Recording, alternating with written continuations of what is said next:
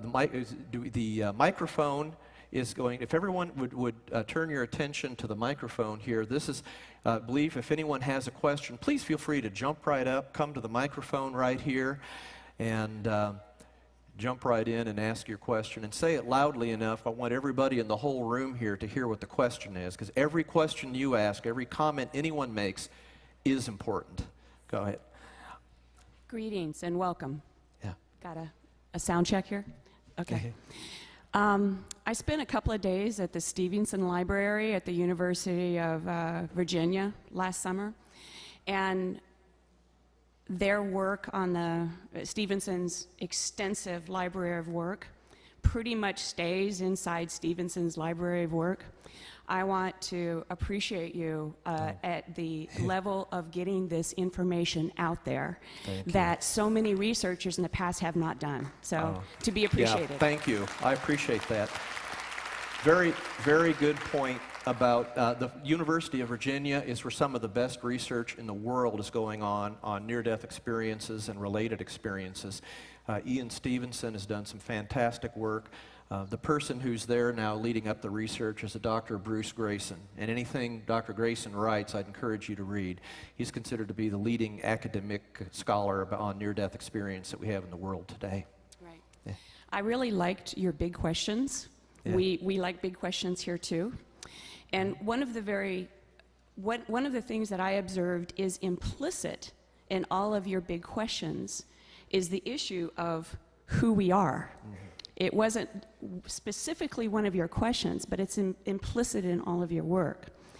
One of the problems in consciousness research by the universities and the individuals who are pursuing an understanding of consciousness is that they tend to avoid the question of who we are. Mm-hmm. They tend to look at it as a stream of consciousness that we are, which at some level actually is correct. But they work diligently to try to understand the relationship between the brain and conscious awareness. And they do not begin with an assumption that we are not our body.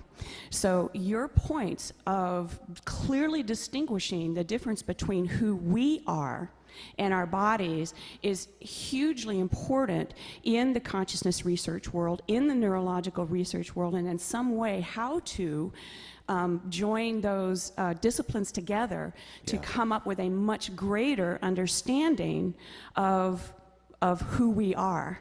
Yeah. And you are laying the groundwork very clearly for that to unfold. And again, I acknowledge you for that. Thank you. Wow, that was hot. Well, is this a great audience or what? I'm going to have to modify my slides because that is exactly what I've been thinking as I'm doing this research is I'm going, wow, I'm learning who I am. I'm learning who other people are. I mean, it's literally strikes to the very core of who we are.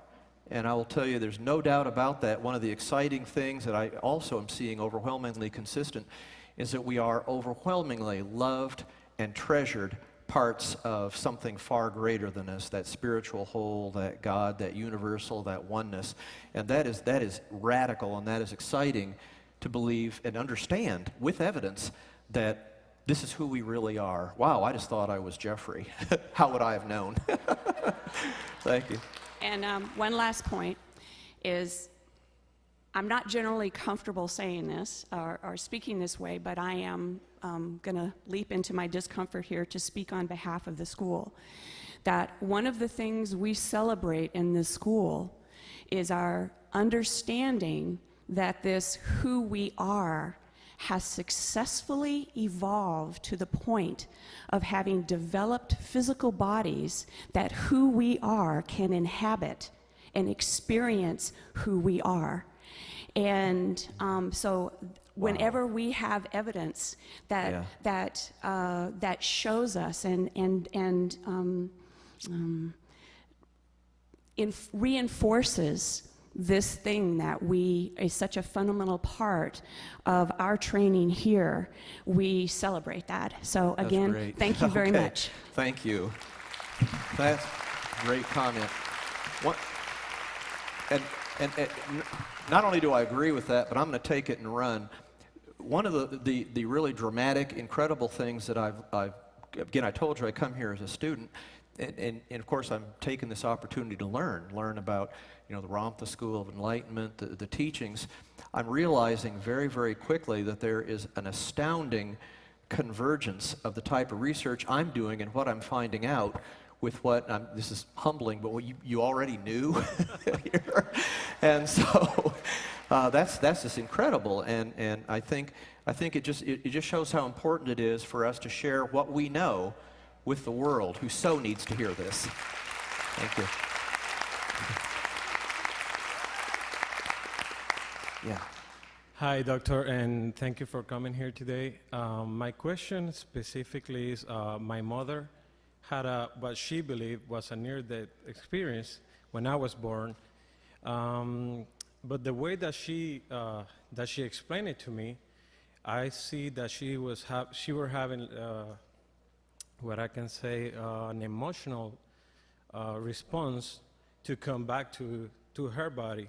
So I'm wondering, on your story, the people were having emotional responses, or because what we learn in the school is that you're in a place where it's like a non-emotional place, like a peaceful, pure love type, love, not emotions, like we experienced here. So is that moment emotional? Yeah. Is that moment apart from emotions? Yeah. Good question. The emotions, and I didn't get into that in near-death, about what you see with emotions in near-death experience, because goodness knows I have a lot of other things to say. But very often in that initial part of the out-of-body experience, when they have their consciousness above their body, that so many near-death experiencers have, remarkably, most of the time, significant majority of the time, in that state, they do feel emotionally detached. Even though there's their own body down there, that may be fighting for its physical life, they don't feel part of that body. They feel that body is separate and distinctly from them. They don't have that kind of gripping, wow, what's going on? I need to get back in my body. I mean, some do, but most don't. There seems to be, at least early on in near-death experiences, in that out-of-body state, a sense that, wow, I'm glad I'm free of that body. Because when they're in that out-of-body state, they don't have pain. So it's pain-free, emotionless, a sense of detachment. Now, as the near-death experience progresses, and especially if they get into the unearthly realms, then one of the most common elements of near-death experience is that profound emotional sense. And we've had people call it, like, take the most profound emotional sense of love that you ever felt in your earthly life. Multiply that times 1,000,000, and you're not close to what they're feeling. So that's how incredibly intense the emotions can be, that sense of unity, connectedness, love, and peace, particularly in the unearthly realms that we see overwhelmingly consistently. It seems to be a part of that realm that we came from and where we will go to, has that type of emotional component. Yeah. Thank you. Thanks. Hello. Hi. Thank you for your speech. It's really great. It was really great. And my question is, did you also research suicide people who killed themselves, and what kind of near-death experience do they have? Sure. The question is, what about near-death experiences that occur as a result of suicide? And that's actually been the subject of some scholarly study, especially by Dr. Bruce Greyson, who's a psychiatrist at the University of Virginia. And he found, when he studied people that had a near-death experience as a result of suicide, we learned a couple things. First of all, they have near-death experiences, and they're typical near-death experiences, like all other near-death experiences. The content seems to be the same as near-death experiences that occurred as a result of any other circumstance of getting close to death. But the second really interesting thing found by Dr. Greyson in his study of suicide near-death experiences is that those that tried to end their own life and had an NDE were much, much less likely to attempt suicide again. Now that's dramatic because people that try to kill themselves and come back and live are much, much likely to have a very significant probability of attempting suicide again and again and again. And eventually they may be successful. But if they committed suicide and survived and had a near-death experience, it seems that they won't try suicide again, almost never. Very, very few do. And the reason for that is very simple. In their near-death experience, they seem to learn that their suicide attempt was a huge mistake, that absolutely was not what they wanted to do. It was not right for them. And they further understand that their life really is much more meaningful and purposeful. They seem to learn the information, like who they are, in a way they did not know before. And as a result, they can go on living their life and are almost never going to attempt suicide again. Good question. Yeah, and I had just a remark or something what came to me on the side. At the beginning you said like 10 to 20% of people who are clinically dead have near-death experiences, and I thought, couldn't it be possible that everybody has one, but just 10 to 20% remembers it? Really good question. I'll repeat it. The question pertains to the number of studies that show that of people who nearly die, only about 10 to 20% have a near-death experience. The question is it possible all people have a near-death experience, but 80 to 90% of people don't remember it? And that's intriguing. It's very possible. That's been discussed in the scholarly literature, and it is possible. There's times during near-death experiences, often if it involves some awareness of future events or some other sort of universal knowledge, that the memory is taken away prior to the near-death experiencer returning to life. And so yes, it's possible when they're having that experience of an NDE that it might be best for 80 or 90% of people not to remember that.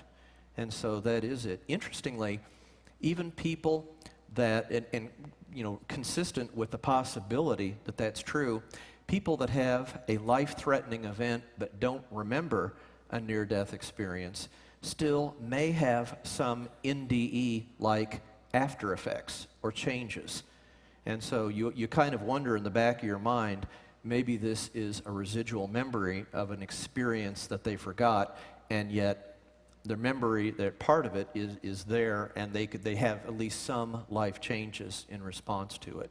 Very intriguing. I actually co-authored a scholarly book chapter in which we looked at over 30 years of research in NDE, and we, with all the dozens and dozens of prior studies that looked into this, can't be sure why some people have an NDE and some people don't. So good question, good subject for future research. Thank you. Oh, thank you.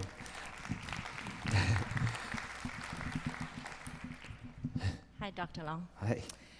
First of all, I want to tell you how much I appreciate your observation in this subject and how you have brought it out to us in a purely unadulterated manner, free from any biasness that you may have had. Yeah. And I think that is a very beautiful thing in Oh, itself. thank you. And I really appreciate that. Believe me, I didn't start out studying NDE believing any of this. But on the other hand, integrity required me to change my beliefs based on evidence. So yeah, you're right. And boy, did I ever. Yeah, and that was a slow, difficult process to learn all this, but I got there. Yeah. So I've set you up because my question is then, would you be kind enough to share with us what beliefs you did have prior to this, what you grew up with, some sort of a backstory, I guess, and then where are you now today in your beliefs? Oh, in other words, how I've changed? Yeah. Oh, wow. Yeah, that's a great. you can't, I think, the question being, how has my life changed as I've done this research? I don't think it's possible to have that kind of ongoing, week after week exposure to these kind of overwhelming near-death experiences and not be changed profoundly. It's not just me, it's Jody, wife. Both of us, and very clear in the years that we've done this, have become vastly more loving, vastly more compassionate.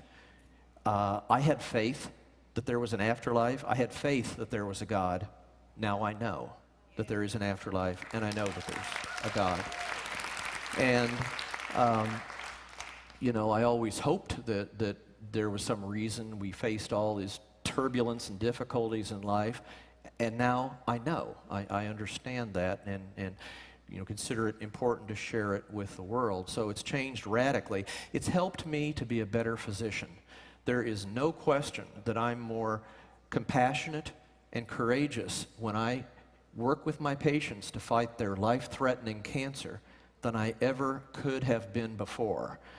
And these changes occurred relatively slowly over a decade, but just within the last several months, I think I have a pretty strong indicator how profound the changes were. Our hospital uses the most validated patient satisfaction survey in the nation. It's called Press Ganey. This is a service where they call patients and talk with them about their experience that were under my care, under my staff's care in radiation therapy. And we got our first results out from this survey within the last 2 months, first time the results were available from using this instrument. And me and the team that I work with, my staff, that treat our patients with radiation therapy, our Press Ganey score for radiation therapy was 99%. So, thank you. I think patients can, obviously, with a score like that, they're aware of the compassion, the support, the courage, being everything that we can be for my patients in a way I could not have done if I weren't aware of all this truth that I've shared with you. Good question. Thank you. Welcome. I work in a hospital too, and I do get to work with people who have attempted to kill themselves at times. And the question that comes to my mind is, I'm curious about whether you look at this too, is that when I hear people recount the experience, the ones that have near-death experiences and have something that gives them a new attitude, seem to have paused before they go unconscious, with some reservations or sadness about what they've done. So my curiosity is, is there a time window there where people that end up having the near-death have actually opened their mind so that they might experience that? I'm sorry, open their mind To have the near-death experience. Oh, yeah, that's interesting. Right, Yeah, versus people that I see that come back and are sorry they're not dead. Yeah, that's interesting. I think the question is there, if I understand this, and correct me if I'm wrong, are people, some of these people, it seems to be as they get near death and before they go unconscious, does it seem to be at that point in their life that their mind is opened, they become aware and able to have a near-death experience? And that'd be absolutely analogous to what we call deathbed visions, which can occur to people that are close to dying irreversibly, and that's part of the spectrum of near-death experiences. I think that may well be true. My hypothesis about the cause of near-death experiences is none of the skeptical explanations. Everything that I've seen leads me to hypothesize that near-death experiences are a co-created experience. There seems to be components of the near-death experiencer, who they are, what their belief system was, what they sort of like, what they all are, combined with some divine, all-knowledgeable, all-loving force that will mold or co-create the experience such that it will be the most loving, important, valuable learning type of experience for that individual to have. And I think that's what's going on. It really is interesting. Think of it, a co-created near-death experience. Thank you. And that would be certainly consistent with that. And there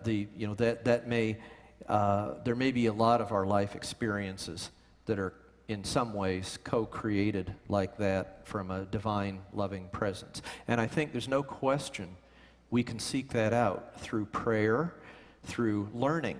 We're all students.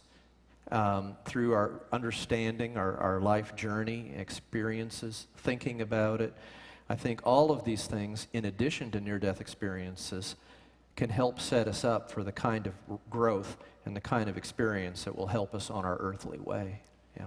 I have one other thing I'd like to bring up, and that is, as a child, I had my grandmother tell me about her near-death experience when she was 16 or something like that, in around 1900, where she was having an appendectomy on the kitchen table. And what stayed with me over the years was the way she said to me, she said, yeah, she was Catholic, so she saw Mary, and Mary told her, Florence, you have things to do, you need to go back. Yeah. And so I wonder, as you're working with people, there are many people that report getting a chance to decide, and then some people that are directed more to come Yeah. back or encouraged about anything that you find as you maybe have looked at that component of Yeah. who gets coached and who Yeah. doesn't. Yeah, I believe that's a good question. The question is, remarkable story of her grandmother at age 16 who had an appendectomy on a kitchen table, which was obviously an emergency, and they felt they needed to get in there, had a near-death experience, and as part of the near-death experience was told to the effect, you need to come back to earthly life, you have things to do. I've heard that hundreds of times in near-death experience accounts. It is incredibly common near the end of their experience that they're told, you have more work to do. Your work is not yet done. You need to go back. What is overwhelmingly, and this is going to be, stay tuned for the next book, but I'll share it with you ahead of time. You don't have to wait. But that's going to be a part of it. Overwhelmingly, consistently, they're not given specific information. I mean, yes, there are rare exceptions, but almost uniformly, they get exactly what your grandmother heard. You're not done yet. You have more things that you need to do. Almost never are people told what to do when they come back. They're not told to go build an ark. They're just not. So maybe it won't rain too much, but that's, they're not told what to do with their life. It's as if that co-created experience wants to sort of give you that empowerment, that knowledge that there's an afterlife, that there's a loving other that's a part of our life, and yet it seems to respect the free choice we all have. I would submit to you that if we were given detailed, specific information about what to do, that would at some level undermine the free will that we all have and that we need to have to live our lives, to make the choices, and for us to learn the lessons that we need to learn in our own way, in our own time. It's a product of a loving God.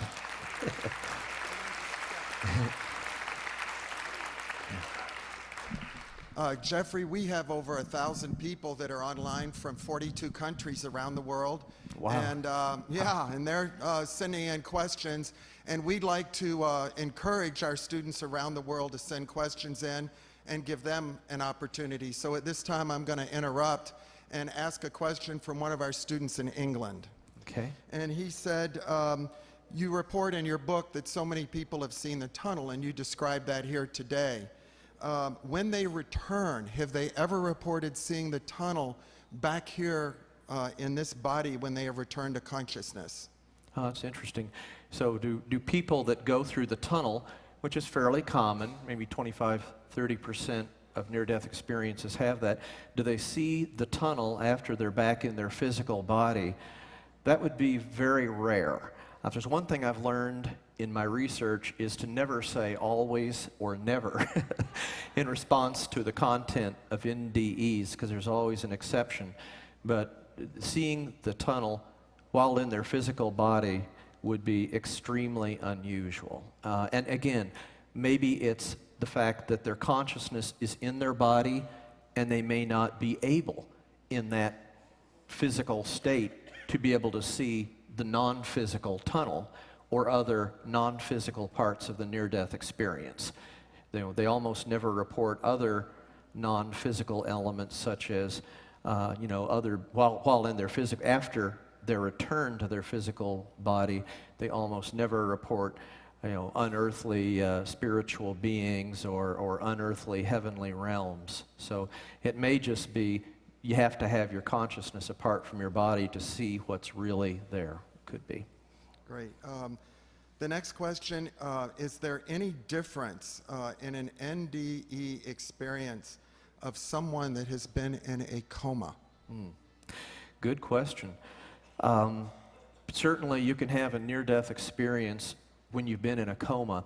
That's one of the things that I've learned in my research to be very cautious about. There are, if someone is in a coma for a prolonged period of time, occasionally you see what's called ICU or intensive care unit psychosis. And these are hallucinatory, typically frightening experiences that may be sort of transmutations of what's going on around them from their caregivers, and isn't a near-death experience. So you really, for people that are in a coma, you want to look carefully to see that if they had a near-death experience at that time, that there was some specific event. If someone has a near-death experience in a coma and comes back and is resuscitated, and then at the end of their near-death experience, they awaken during a resuscitation effort while in a coma, that's a near-death experience. But you do have, in the prolonged, especially prolonged intensive care experiences, there can be some experiences that are not near-death experiences, and the content is very, very different from near-death experiences. That's where it's helpful to be a doctor, to do this kind of research to separate the two. Yeah. Thank you very much for your beautiful presentation. In 1980, I was on my way to Costa Rica, and I stopped in Mazatlan, Mexico, where I drowned. I had my head on a rock underwater, and a few seconds later, I saw myself way up, and so the resuscitation efforts being carried out on the beach. That is not exactly what I wanted to talk to you about, but one of three parts. The other one is my mother was born 9 months after her dad had passed away. He was an architect, and she was 2.5 years old, and she had told her own mother that there was this man who she had seen several times, sometimes by her bedside, sometimes in another adjacent room, who always was the same person, and he came to say hello to her. He wanted to meet her. Eventually, she ran into a picture of her father and showed it to her mom and said, "This is the man who I've seen several times." By this time, she was almost 4. And she said, "That was your father." And so I wonder if you have any conclusions on that. Yeah. And another part is the work carried by Father Mehol, who is sitting, I don't know exactly how to pronounce it, but he's sitting nearby. And he's been working a lot with orbs. And I've had quite a bit of experience with orbs also. And I wonder if they are in some way related to spiritual beings who have already left or are in some way related. Okay. I'm going to answer the first question. If I understand that right, this was a very young child who was encountering a being that she later in life discovered was her father, who was dead, had died prior to her, and she had no way to know that. And only found that it was her father by looking at pictures of him later, and then recognized that was the being with him. Right. Thanks for sharing that. That's a very dramatic example of an after-death communication. And that's one of my major websites, After Death Communication Research Foundation. As remarkable as that experience sounds, and it is, I don't want to downplay that, it's incredible.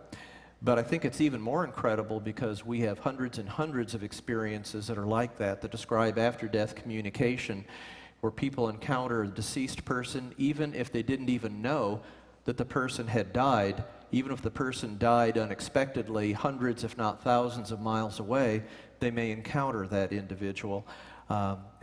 Typically, the communication may be brief or prolonged, but these after-death communications are further powerful evidence that there is life after death, and that we maintain that connection with our loved ones, even beyond the apparent end of life, and we see that over and over, so thanks for sharing it. And the second question was pertaining to healing, but I didn't quite catch the details of the question. Well, actually, I just lived an out of or near-death experience in Mazatlan. I saw myself being resuscitated. You explained and you expounded on quite a few of those cases. But I'm interested in the orbs, to ask you if you have any information on orbs being part of this spiritual, Yeah. spiritual phase. So a question regarding orbs. Out of 8,000 experiences shared over the years, I can't recall any specific information about that, but I have some really good news. On all three of the websites that I have, at the top left of each website is a search function. And you can use that search function to search for any topic that you want. And we have that up already. So that would be fascinating to go to the website, or NDERF website, put in orb, hit the search button, and it will search whatever experiences are posted on the website for that particular topic. If you do that and you see me again, let me know what you found, because that's interesting. Thanks. Thank you.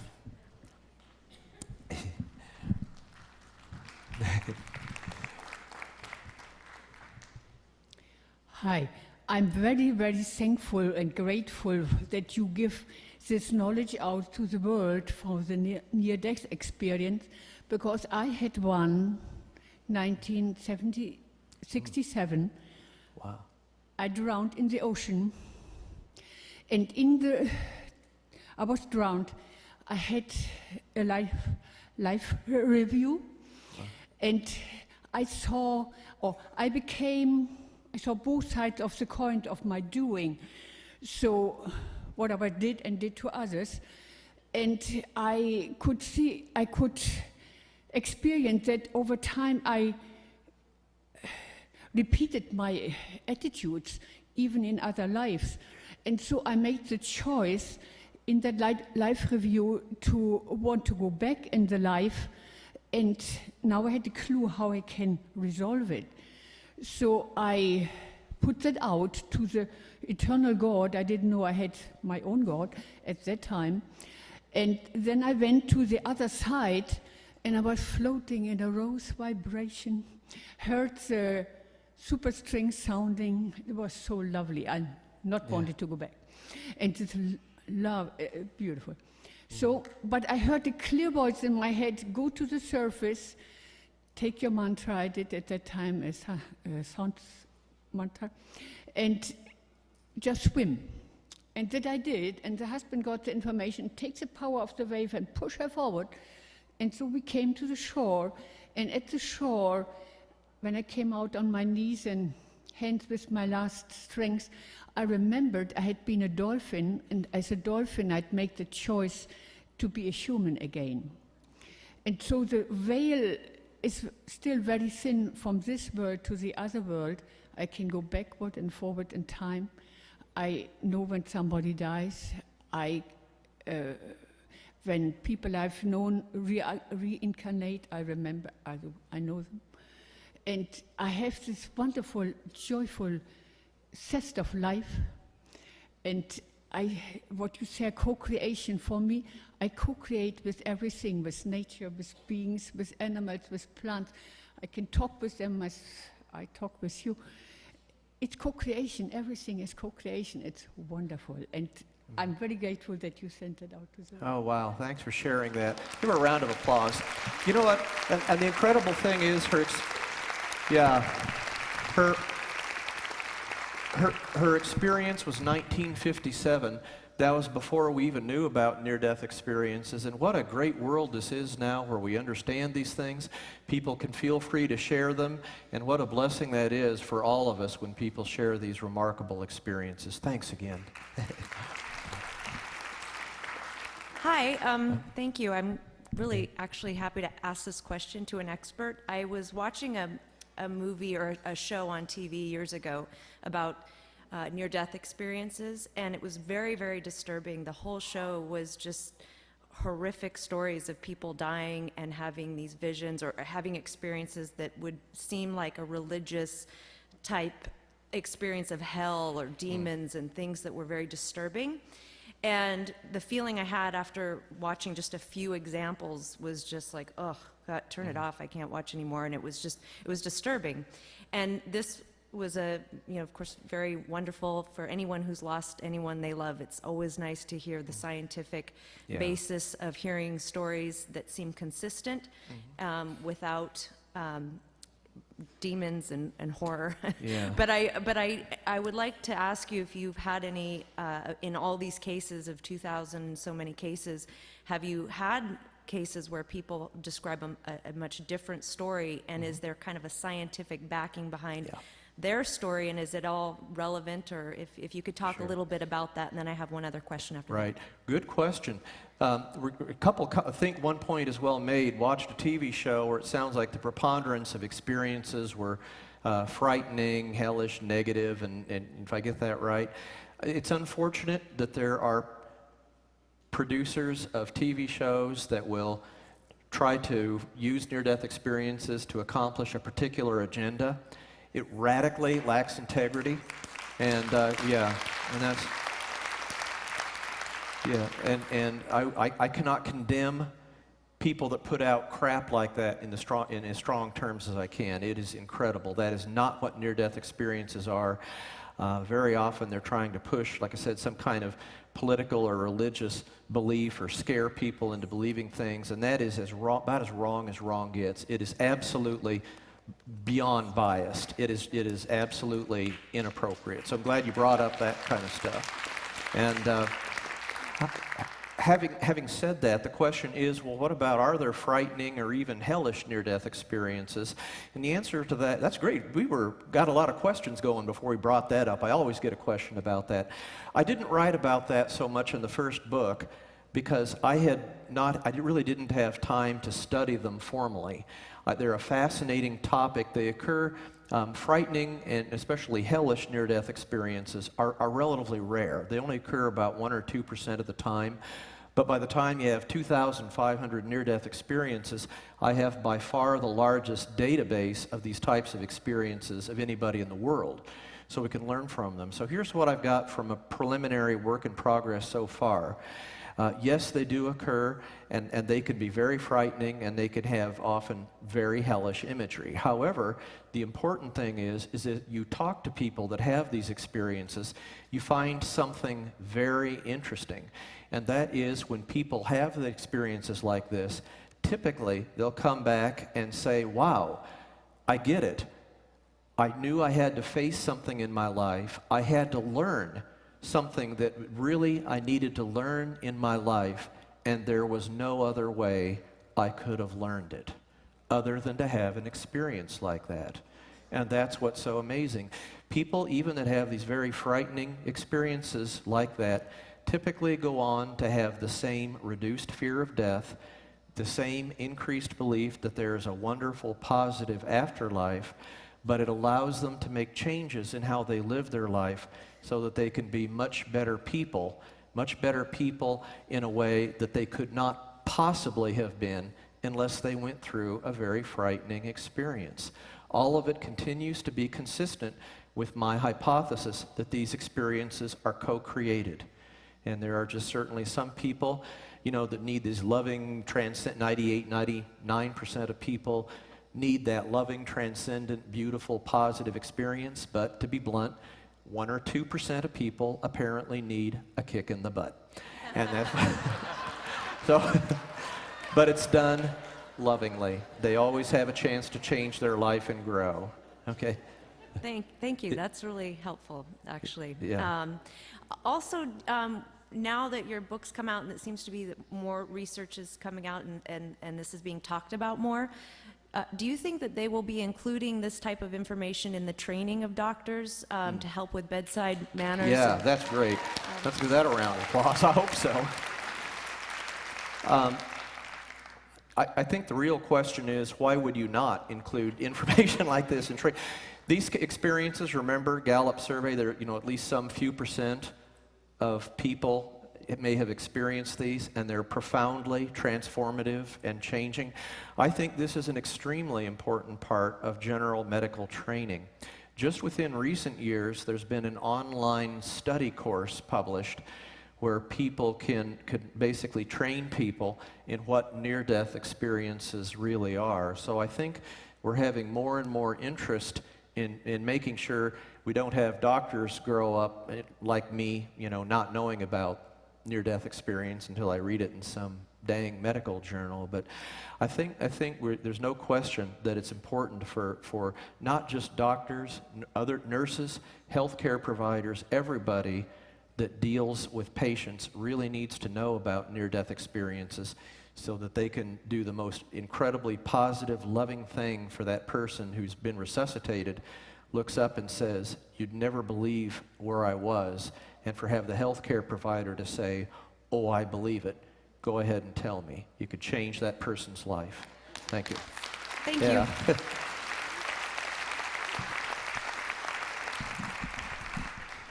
Terry Quinn wrote in from Saskatchewan, Canada, north of the border. Has anyone ever reported looking at themselves when they've had the NDE in the NDE?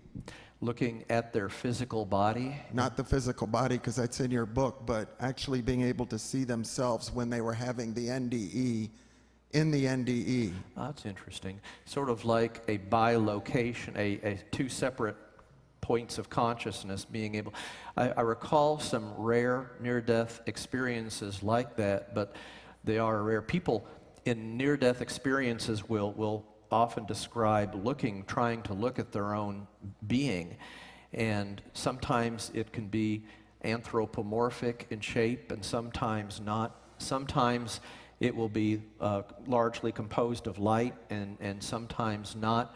The appearances can be quite variable. This is a good time to bring out an important point in near-death experiences, and that is we have a number of near-death experience accounts where some amorphous, unformed entity will appear to the near-death experiencer and directly ask, "How do you want me to appear to you?" and choose. And we have a number of those. And that's very important because, again, it's not an interaction with a separate three-dimensional world. It seems to be co-created with a loving other, and it seems to be that you're really talking about interacting with another side full of infinite potential. And so it's not at all surprising that that beings, when they see their actual physical appearance, can be, even in many near-death experiences, selected. And it's an interesting thought process. How would you choose? Think about that for a minute. But that seems to be, so when you hear descriptions in earthly physical terms, be aware that that's what appears to underlie near-death experiences and what things look like, which is really interesting. And Susan Ivy is watching from home locally here. Okay. And she asks, what is the most powerful NDE in your experience? Wow. That is an incredibly good question. What's the most powerful near-death experience that I've run into?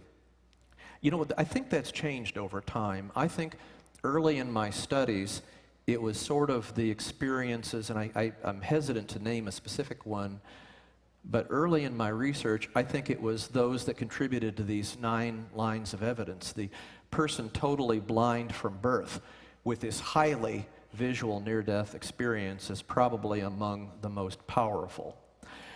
But as time has gone on, what is currently the most powerful near-death experiences are these very detailed experiences of very detailed interaction of life on the other side, which has this phenomenal spiritual wisdom.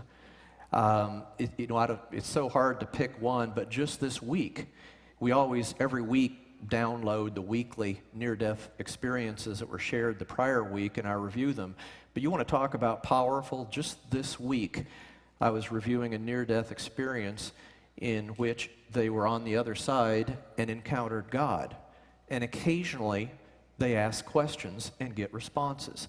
This near-death experiencer's burning question to ask to God was, what is the one correct religion on earth? And believe me, when I'm reading these, I kind of say, whoa, I am interested in this. So how would you answer that? I mean, this person's unconscious or dead, and yet, here's the answer. And God responded, and the response was in showing the near-death experiencer a mountain.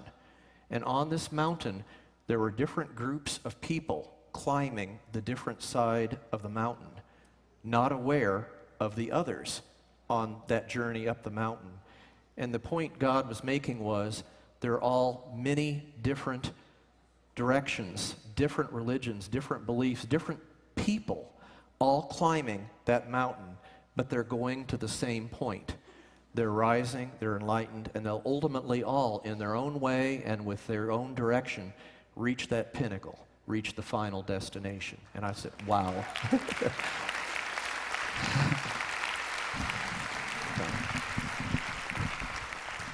I have an example of a negative experience that had wonderful results. And as a hospice occupational therapist, I was assigned a patient that had been a wealthy corporate middle-aged leader. And he had a great deal of difficulty expressing emotion. And so all he would ever say was that he had done terrible things in his life. And so then shortly afterwards, he passed away and he was pronounced dead. And then maybe 3 or 4 minutes afterwards, he opened up his eyes, terrified, agitated, saying he had just gone to hell. So then, after calming him down, just told him that to contemplate the possibility that there was no hell, or that maybe, if necessary, he might forgive himself if he thought he did anything wrong. So he was, he thought about that. The next morning, he died, passed away, but when he took his last breath, he had a huge smile on his face. Oh, that's neat. Wow. That's weird. I want to make sure everybody heard. It sounds like the person was dying, had an initial frightening experience where they believed that they had been in hell even. Is that right? Or something very frightening. No, but Did I he get that actually right? died. In what? He actually died. He did die. Yes. So this is part of this probably where you sort of have a blend of near-death experience and deathbed visions. But even people that have those experiences near the end, and they love that beautiful thing, and then ultimately, it's like at the very end of his life, this person had to come to reconcile that and face that, and then died with this beautiful smile on their face. The classic deathbed vision, classic part of the spectrum of near-death experiences. It's almost like those that are close to dying permanent, irreversible death can have these types of spiritual experiences that are, if you will, a preparation for their life beyond this earthly life. And so I've heard over and over and over about how they'll die with these beautifully transcendent, wonderful smiles on their face, even if they've had a rough experience. I had a patient of mine who had a frightening part of her deathbed vision, and very frightening, and yet at the very end seemed to face that final, wrestle with that final demon, do that one final thing that she needed to do, and she too died peacefully with a smile on her face, having faced that final life challenge valiantly and successfully. So, incredible. Thanks.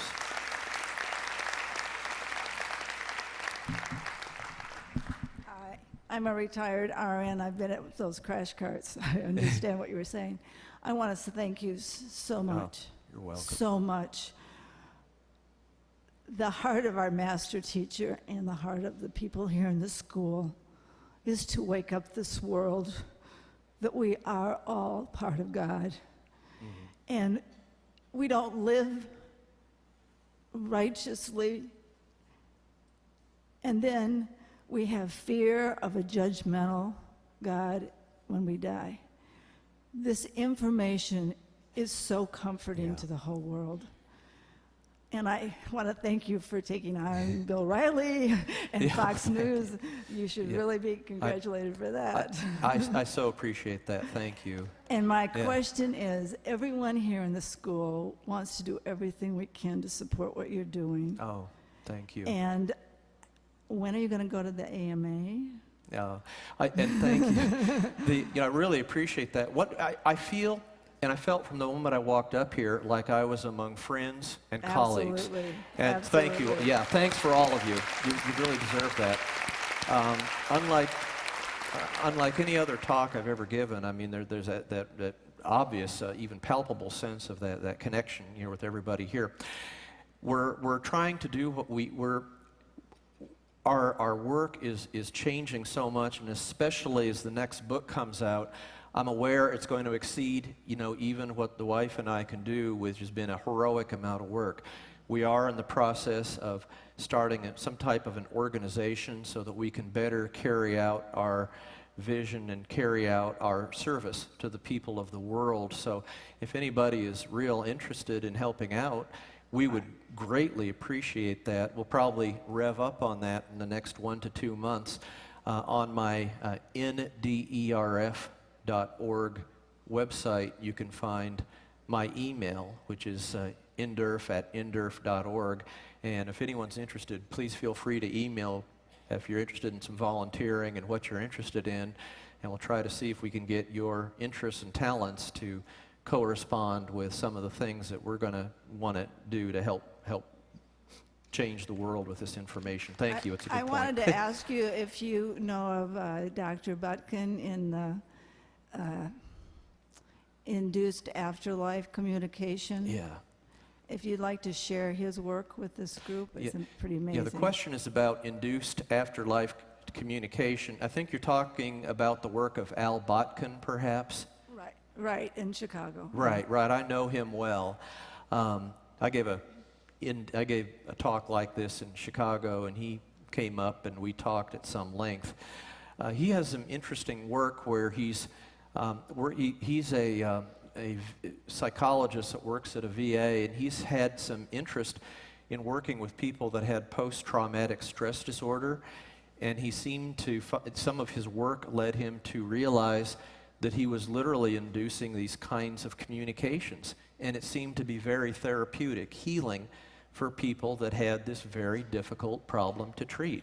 I'd encourage everyone to read his book, Al Botkin. I think it's very inspiring, and I think it's good. Believe me, as a researcher, anybody that wants to do any kind of research in these kind of topics, I strongly encourage it. We need a lot more of this type of research in this world, given its implications, and my hat's off to Al Botkin for his work in this area. Yeah.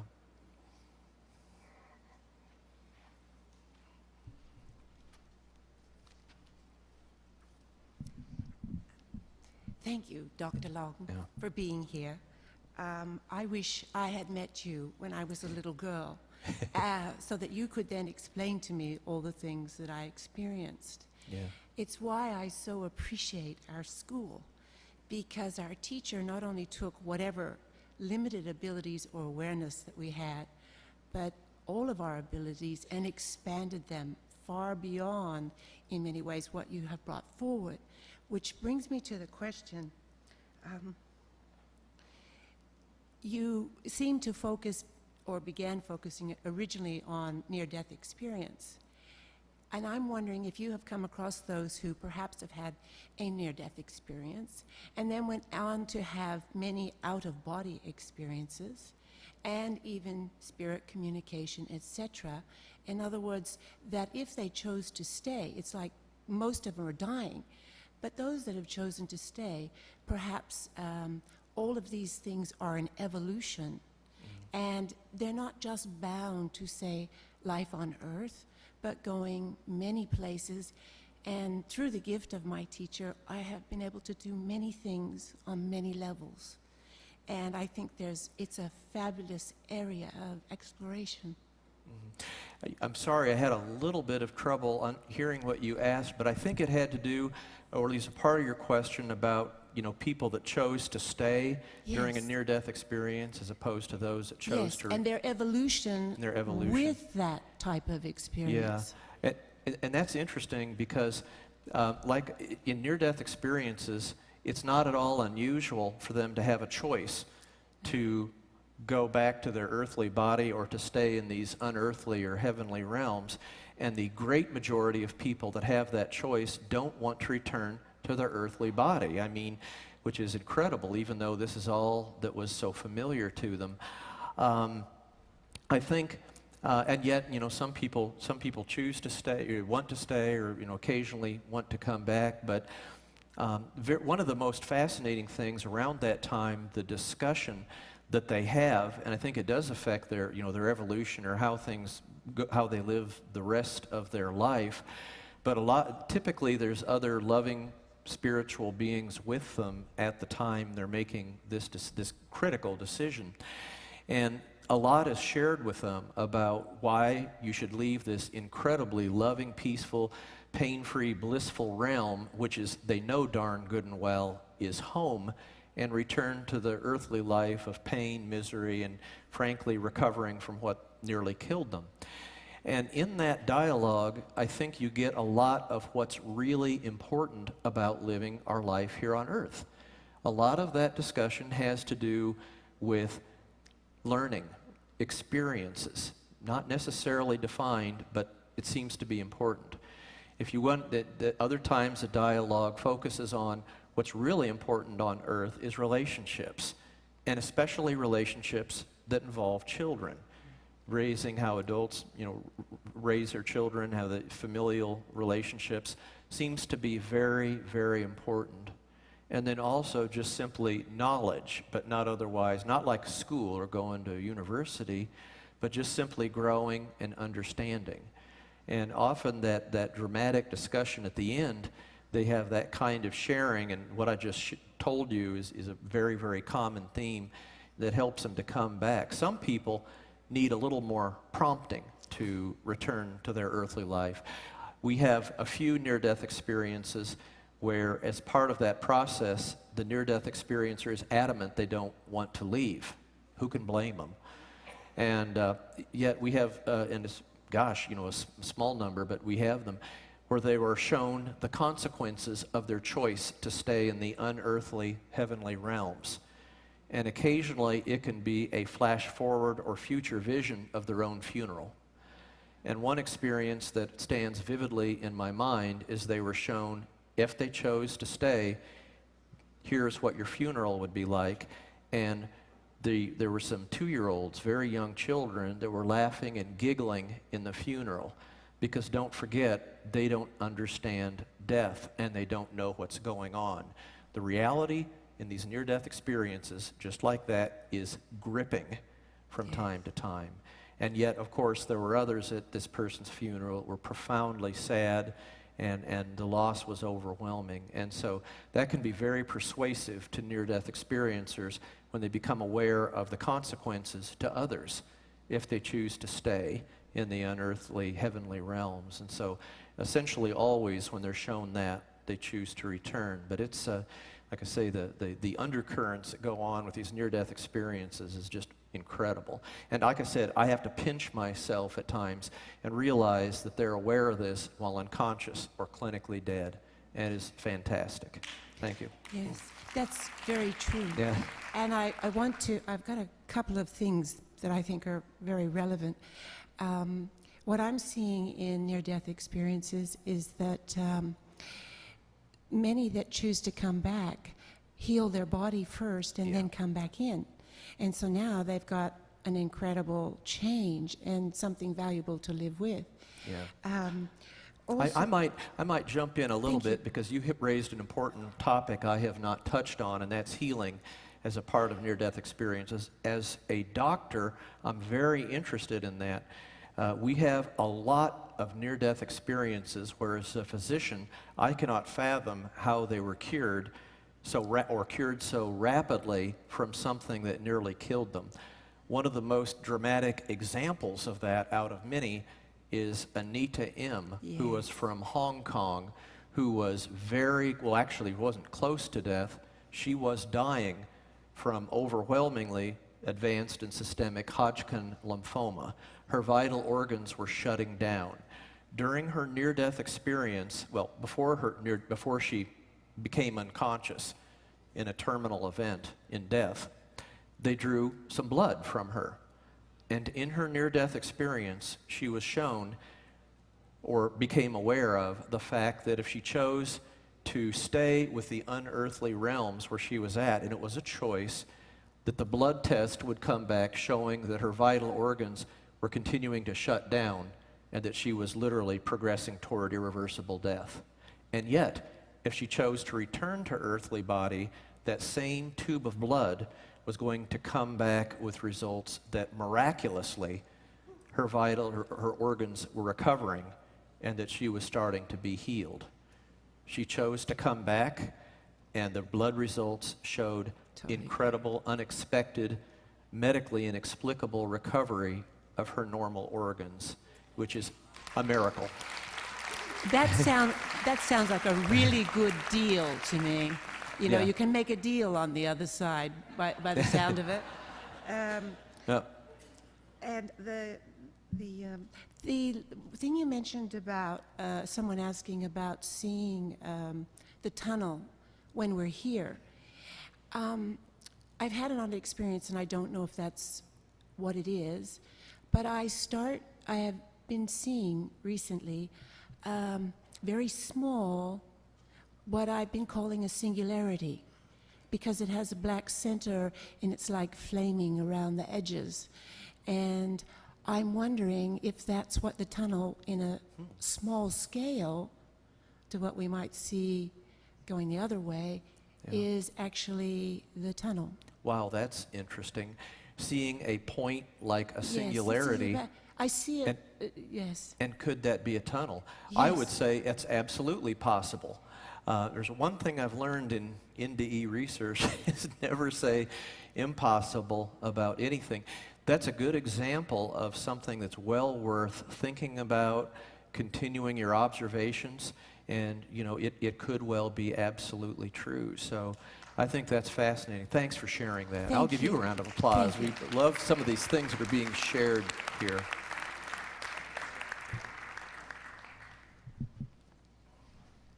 Hi. Thank you. I was in a serious car wreck in 1998, and I'd been in the school about 9-10 years at that time. I had 2 small children, and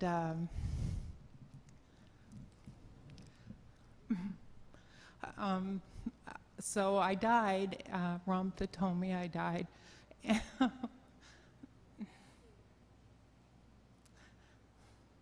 Wow. So I don't remember. Don't know why this is happening. Okay. It was an amazing experience. I had a lot of the experiences that you talked about. Wonderful new life and a love of my family and of life. The most magnificent thing that happened, which was why I came up here, was I healed really dramatically. I had my wonderful husband was with me, and he did a lot of healing, and we had done blue body healing massively in the school at that time. Steve Klein had a wonderful group that got together, and major healing was done on me and major focus. But the healing that occurred on my body was like I was on a fast train of healing, like dramatic. And I had my lung had been punctured, and the nurses had forgotten to change the dressing. And I could smell it one day, and I went, wow. And I told them, and the doctor had seen it, and she was pretty upset. And then a day later, she came in, and I heard her gasp because it healed so quickly. And then when the whole experience was over, and I'd gone back to see her, she said to me that she had never seen anyone heal that rapidly in her life. And so I just was curious if you had done some, it sounded like you had some information on rapid healing. Well, yeah, that's a great question about rapid healing. You nearly die when you have a near-death experience. I mean, this can be overwhelming illness, trauma, accidents, injuries. And so, of course, there's going to be a recovery period. And thanks for sharing that. You raise another real important point. Many near-death experiences have seemingly inexplicable recovery from what absolutely should have killed them, or extremely rapid, seemingly impossible recovery from that accident or that illness. And we see a lot of near-death experiences like that. It's a fascinating thing, because I have to balance that with the fact that a lot of in fact, the substantial majority of near-death experiences don't seem to have that seemingly miraculous recovery or healing.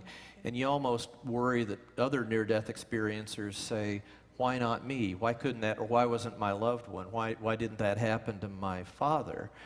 And why is it that some relatively small percentage of near-death experiencers have that inexplicable rapid healing or recovery that seemed impossible? That's one of the great mysteries of near-death experience, and we really don't have a good answer. But I will tell you, I've got at least dozens of other near-death experiences where time and time the person recovering is told, we've never seen anyone recover that fast. It's something outside of my medical explanation. I can't find a common thread in those experiences to the best of my recollection. So I would have to say that it's a gift. That's a speculation. I would speculate that for some it's a gift, and for the life of me, I don't know why some people have that gift and the great majority don't. But thanks for sharing. No doubt that's an amazing part of near-death experiences. It's very real. Thanks. Yeah, the other thing I was going to say was that I realized I was frustrated a lot because I didn't have a near-death experience. I mean, a memory of it. And Rampa told me that it was that when I least expect it, it'll happen. Yeah. So I don't know if people have a memory later. Yeah, there's some near-death experiences don't seem to be remembered for some significant period of time after the event. And that's not rare. It can happen. Or sometimes there can be deja vu-like experiences where you say, aha, I knew this, I saw this, I experienced it previously. Now I would emphasize that's uncommon, very uncommon, but it does happen. So, stay tuned. You might, next time you share your story, we might hear, here's my near-death experience. And the other question is, I had a dream that I was floating around in the car, actually with my husband, who wasn't in the car. A few days later, do people ever have dreams? But it doesn't seem to have the memory holding ability like you said most people have with a near-death experience. Yeah, thanks. Well, that's really interesting. The dream too. Well, thanks for sharing that. And that's really fascinating. Thank you. Yeah. Okay. You acknowledged our young people earlier, and we have a question from a young man in Croatia, and it's after midnight there, and on a Friday night, he's here watching this. Wow. His name that's is Ivan dedicated. Verisanik, and he says, "Hi, Dr. Long. I'm 17 years old, and I come from Croatia. Could you describe people that have had NDEs that hear music, and how would you describe what kind of music is it?" And then he said, also in your research, could you describe people that have had visions of the future? Yeah. Two good questions. So greetings to Croatia as well as many other people around the world that are interested. Well, in fact, let's give everyone a hand. Everyone around the world, this is for you. Thanks for your interest. So, yeah, woo! A lot of our friends and our extended family worldwide, we salute you. Two good questions there from that 17-year-old. We talk about music that near-death experiencers happen. Again, uncommon, but we now have any uncommon event, near-death experiences. We have dozens of accounts. And very consistently, when they encounter music in these unearthly realms, in the near-death experience, it's overwhelmingly beautiful. They literally say it's beyond any music possible, even theoretically possible on Earth, in terms of its complexity, in terms of its harmony, in terms of its beauty, in terms of everything, all components of music that make music beautiful and a positive experience. We see this over and over from near-death experiencers. We had one near-death experiencer, Mr. Bedard, up in Canada, who was a musician who heard this unearthly music in beautiful music in his personal near-death experience and tried to recreate it and did a valiant job. But even for someone so skilled as trying to bring back and help us be aware of that music, would admit that there's nothing even close to Earth that compares with the majesty and the grandeur of the music that's heard in the unearthly realms, which is really neat. The second question he had was, what about future events? Visions of the future. Visions of the future. Great question. We have, again, a small percentage of near-death experiences that will see the future. We gave an example of that just a bit ago where the person saw their own funeral, and yet as a consequence of their choice, their own funeral never happened. They returned to their earthly body and went on living. And so we do periodically see these future visions. There was a Dr. Howard Storm that had a good example of that. He wrote them in a book. We had multiple future visions of different possible outcomes. They could be near future and personal future, or they can be far distant future and sort of seemingly to be global in terms of its awareness of the future. There's a whole myriad of these types of future events. I think the one significant thing is that it seems to be the future visions don't seem to be in stone. Again, as best I can tell from looking at this, it seems to be potentiality.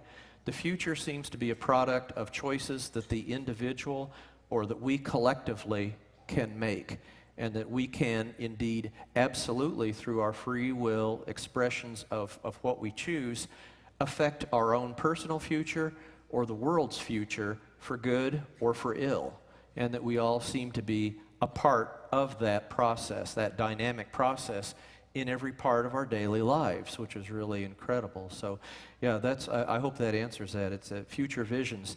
It's not, and it took me a long time to get that, there really isn't a future in stone for any or all of us, and that's exciting.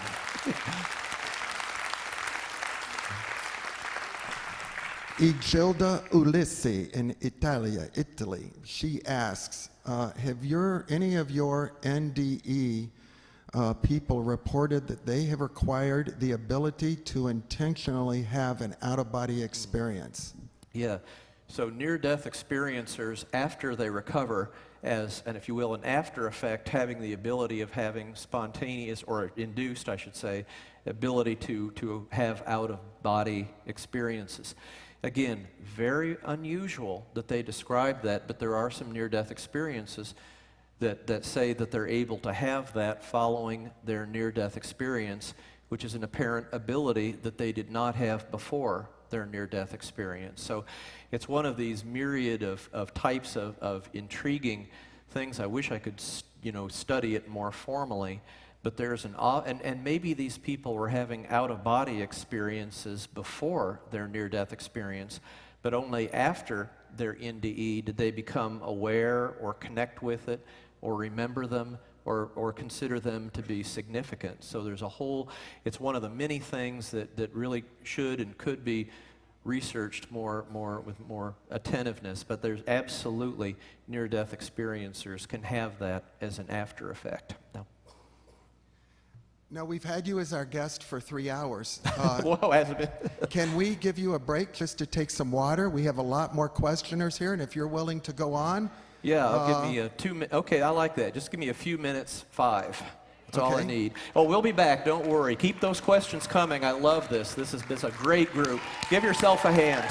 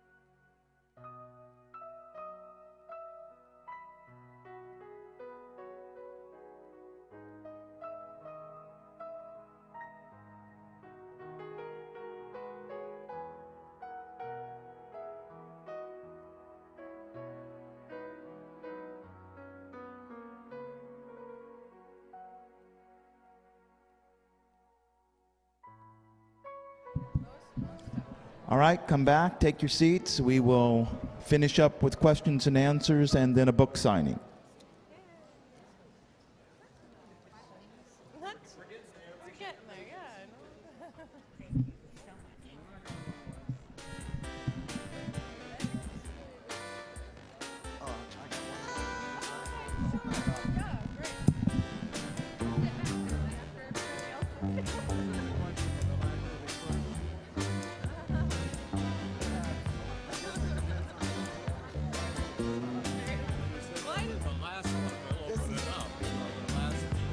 Yeah, there you go.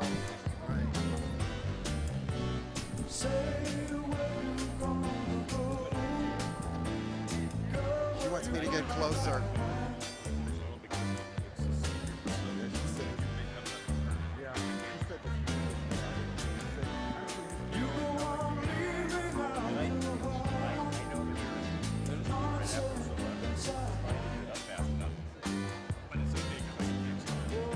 Thank you. Just nudge me.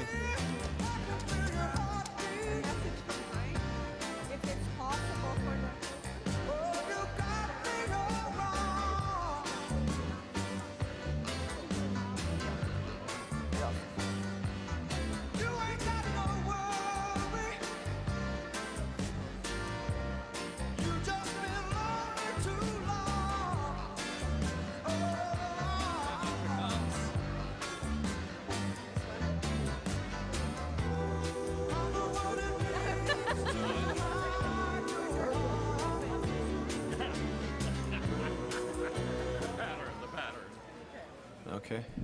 Okay, welcome back, everybody. Here we go. Come on in and take your seats. All right. Jeez. Interesting, yes? Yeah, just a little.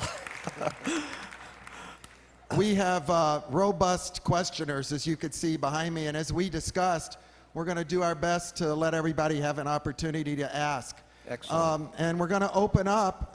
The lady that is working this camera right here is Karen Ejon. She's from this area here. Okay. And yeah, big hand for Karen. Yes. She said, given your work in radiation, in particular with cancer patients, when they returned from an NDE, did they realize or have any awareness of the attitude that created the disease? Yeah, that's a real interesting question.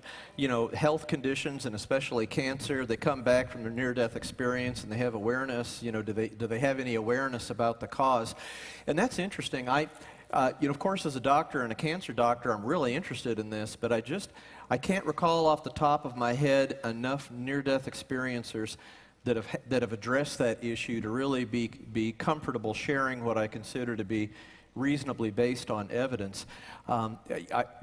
What I do know is that certainly disease and certainly cancer, you know, there certainly is some dynamics. There's certainly something else going on than just purely a materialistic view of you know, cells misdividing and cancer occurring. But I think that's a real interesting question, and stay tuned, because when I research my next book, I'm going to be, as I review many, well, like hundreds and hundreds of near-death experiences, I'm going to keep my eyes out for that kind of information, and if I find something that's directly relevant, you may well find its way into my next book. So good question. Some just don't have enough information to address that confidently at this point. Hi.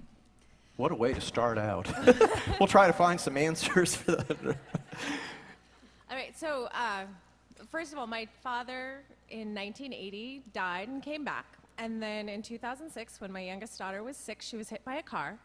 And she says that she died 3 times during that experience. And in those 3 times, she has very different experiences that she remembers. One of those experiences, she said she went to a party with Grandpa. Now, Grandpa's still alive, but what she remembered was him at the age he was in 1980. So that was interesting. Now that it's been 5 years, she has started to question and ask me what are her memories and what she actually experienced versus the stories that she's been told from the experience, other people's recollections.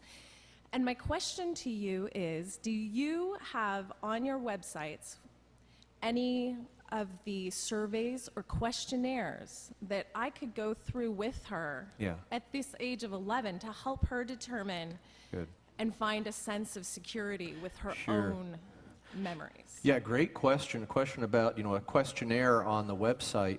Oh, absolutely. We have an incredibly detailed questionnaire on the website, and in fact, from the time we started the NDERF website, we had very detailed questionnaires, and we have those questionnaires translated into over 20 non-English languages.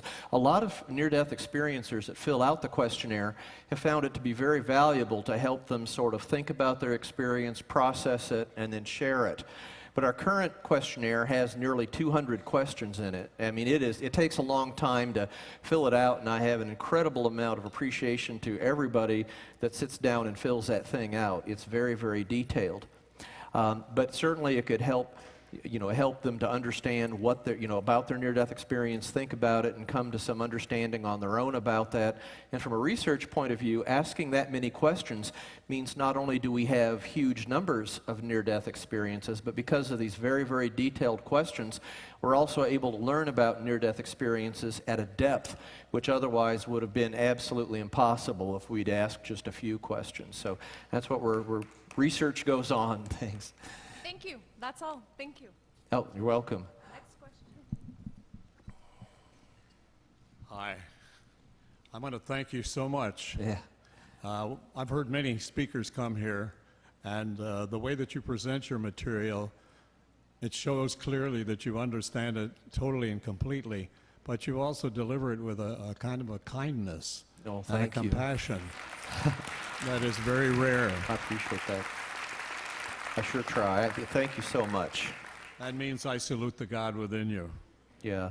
It's it. When you read week after week from these near-death experiences about this overwhelming loveness, kindness, compassion, and you know, and the people you have, gee whiz, how could I do anything other than that, other than to reflect that, you know, that overwhelming goodness that these near-death experiences so consistently teach me. And it's amazing, too, just as a quick aside, even though I've read over 2,500 near-death experiences, no kidding, I'm still a student. I'll still learn from things as I continue to read these, and it continues to be a fantastic and learning and informative experience for me week after week as I read these remarkable accounts from people that have shared them, and then in turn share them with the world. It's been a lot of fun. It's obvious that you are osmosing them. Yeah. That sorry? you have that you are osmosing them. I made up a word. Yes, I was absorbing them by osmosis. Yeah, yes, it's really true. And until they become part of you. Yeah, I think anytime you have that exposure to, you know, these types of remarkable spiritual experiences, you can't help but sort of internalize them. Osmosis is a great term, and really be transformed and really in turn. It's almost as if, you know, just to take that concept and run, it's almost like the light that near-death experiencers bring. They seem to bring back a little bit of that light with them when they live the rest of their life and share that light with people around them, including me. And then it's my honor and privilege to share that light again with people throughout the world. Oh, good point. Thank you. The other thing you mentioned, the blood test, that there was a possibility of it being one way or the other. It sounds like a Schrödinger's cat experiment from quantum physics. Yeah, it's really fascinating. It certainly shows how our choices can change other types of reality, even blood tests. So yeah, and certainly the more we learn about physics, I think the more we're also starting to see some convergence of some of those principles with a lot of other things, my research and your understandings too. Very interesting time to be alive, isn't it? With all that's going on. Yeah. And then a question. Since we're all on this planet Earth, and it's our cultural background of the Earth, have you had anyone that's had near-death experiences that contacted extraterrestrials? Yeah, good question. Near-death experiences describe extraterrestrials or have contact with them. Absolutely, we have a number of near-death experiences where they're encountered several different ways. Near-death experiencers will often, as part of being in unearthly realms, be in a realm of galaxies and stars and sort of what would literally be outer space, and they become aware of the fact that the universe is teeming with life. It's not one or several, but they know that life exists everywhere. Second thing we have is occasionally we have life reviews, which we talked about, where you review your prior life. Well, guess what? Sometimes a few, and again, it's not a lot, but a few near-death experiencers describe remembrance of their lives before their current earthly life. And sometimes it goes back to many, many prior earthly lives, and on occasions, they even become aware of the fact that they existed in a non-earthly realm as part of their prior existence. Fascinating stuff. And an interesting point, too, I mean, you'd think, astronomers or people, it's sort of like if near-death experiences become increasingly known and respected, I would think this would be a continued impetus for people to continue to look for life elsewhere in the universe. Every shred of evidence I have is it's out there. Thank you very much. Hi. Regarding the NDEs or the OBEs, I was wondering if you know of any experiments that are going on by neuropsychologists or neuroscientists in mapping the brain of what happens when people are having these experiences or afterwards? Okay. I think we're talking about out-of-body experiences during near-death experiences and experiments going on to verify or validate out-of-body experience observations. Did I get that right? Yes, like what's happening in the brain. Yeah, the biggest study going right now is called the AWARE study, A-W-A-R-E. It's by a Dr. Sam Parnia, located in New York City. And before he was practicing there, he lived in England. And he started work on a very widespread project where they had, and I almost hate to say this with a cartoon I showed you, but believe it or not, they are putting up some signs in places, intensive care unit type settings, and they're going to try to see if anybody can read the signs and validate the out-of-body experience. There have been 5 studies that attempted that. Of those 5 studies so far, prior to the AWARE study, there were 11 near-death experiencers that had out-of-body experiences in which they were observing ongoing earthly events. However, none of these 11 near-death experiences described looking at the location of the target. The problem is, this is an acute care setting and they're trying to save people's lives, so you can't put they call it the target in these types of studies. You can't put that real close to the person's body. It has to be way up on a wall, out of the way of any possible interference with the physicians and healthcare team's efforts to save that person's life. So the problem for these studies is that the target is when you have these out-of-body experiences, where are you going to look? The clock, ceiling? No, you're going to look at your body, because that's where the action is, and that's what all the interest is. And generally, attention is not focused toward the target. But there's never been a study of the magnitude with so many hospitals involved as the AWARE study. Dr. Sam Parnia has indicated he may have some results on that potentially in 2012. It's my understanding that that there's it'll be national news, and I may end up being a part of any national news presentation when those come out. So stay tuned. Whenever that study comes out, you won't have to. When the results are known, whatever they are, you won't have to guess. That's going to be probably front page or right close to it news all around the planet. I'm not sure what he's going to find. Sam Parnia, I know him well, and he's being appropriately tight-lipped about what he's going to find in this study. So stay tuned. We should hopefully know later this year what he found. Do they know what causes like the photographic memory in the recall? Has anybody studied that or become aware of what causes that or what part of the brain is working during that? Yeah, the question I think is photographic memory. It's intriguing because the near-death experiences themselves seem to be a type of photographic memory. No matter how young they were or old or how long ago the experience was, it seems to remembered absolutely verbatim down to the finest detail. Now, occasionally after the near-death experience, people can have after effects where they feel that their memory is actually improved. They feel that for whatever reason they're able to remember, even to the point of photographic memory. Very unusual, but it does happen as part of the unusual spectrum of after effects. Thank you. Okay, thank you. Hello? Hi. Thank you for your talk. It has a huge impact for all of us here, as we can see with all the questionnaires we had already. As we learn here in school, we are here to make known the unknown. And we only come back lifetime after lifetime because of our unfinished business. That's what we learn here at school too, or what our master teacher taught us.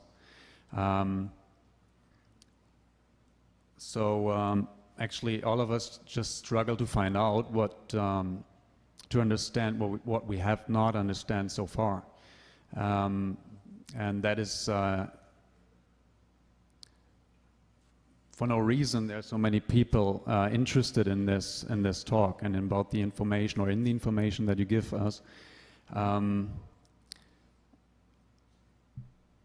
Yeah, I really get there's a lot of people interested in this. Yeah, So, wow, I've never talked to a group that had this many people that were this interested. That's pretty dramatic to me. So thanks again to everybody's interest. It's amazing. I can't recall any speaker here that so many people came up to ask questions, and I think that's a really important point, because there's something that all of us are looking for to see what we haven't seen. And I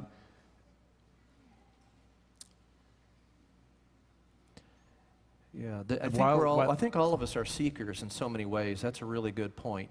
We're all interested. We want to know. We want to learn. We want to come closer to the truth.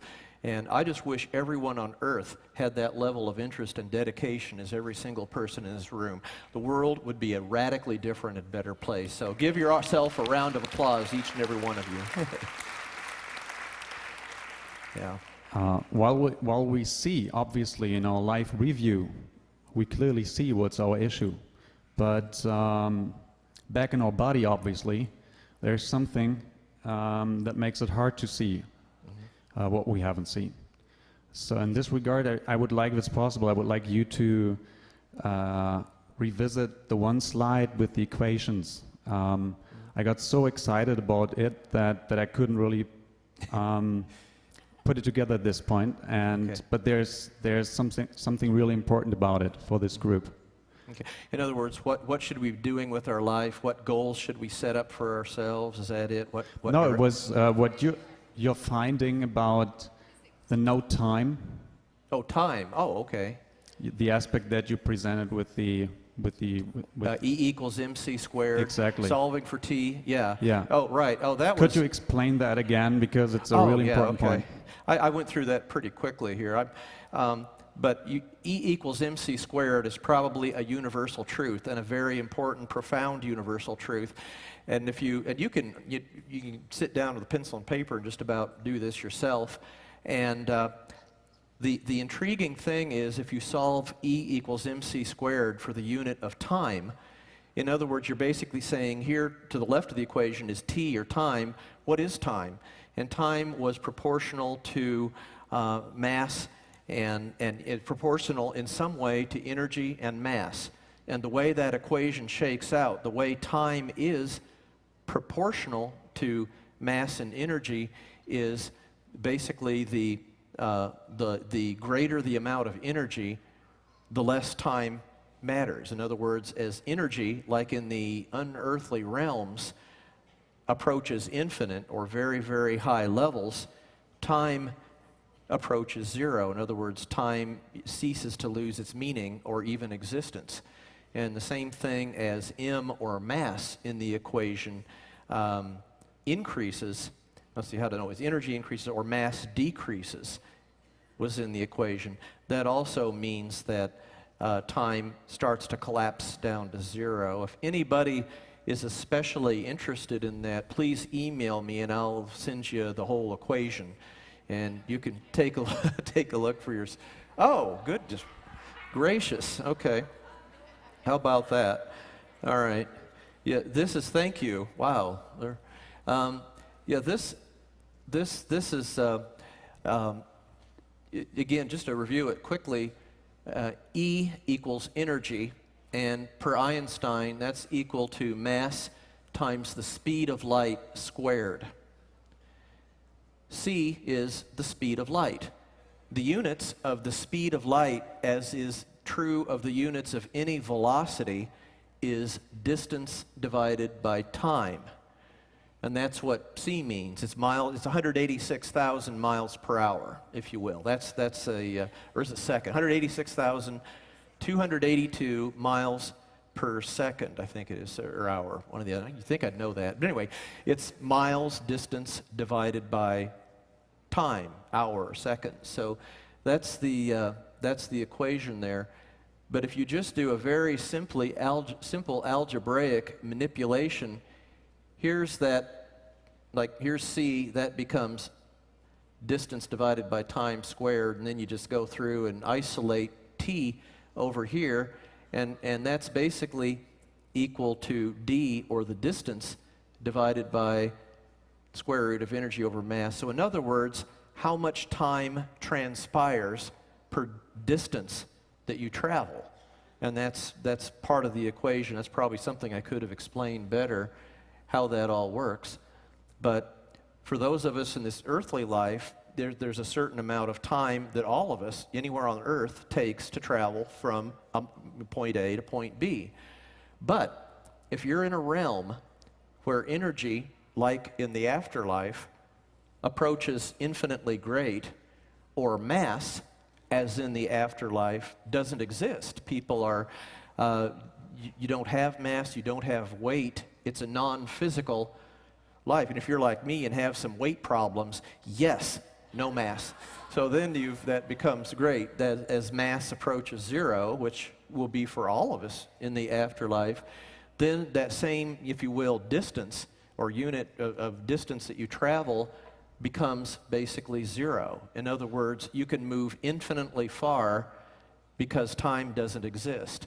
That's why in near-death experiences, they may describe going out into space, traveling past and beyond many, many galaxies, distance in earthly terms would be fantastic. And yet, because they're in a realm where both energy is infinitely great and they're not mass, they're not physical beings, they can go those tremendous distances, do those things in an existence where time is zero, time does not exist. And that's one of the most consistent things that near-death experiencers say, is that time does not exist in that realm. So thanks for clarifying that. That's a really good one, an important point. The important point about this is that our master teacher once gave a teaching. Could we please leave the slide up?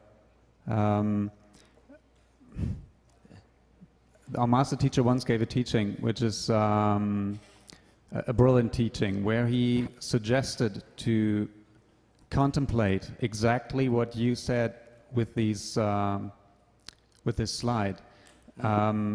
He suggested to contemplate that we are already dead and having a light review right now. So now here's the evidence. You just explained why we are having a light review at this point, because in the light review there's no time. So what I'm in essence in the light review is the same that speaks to me right now. So I'm just revisiting this place from my light review, live review, just like all of us do here.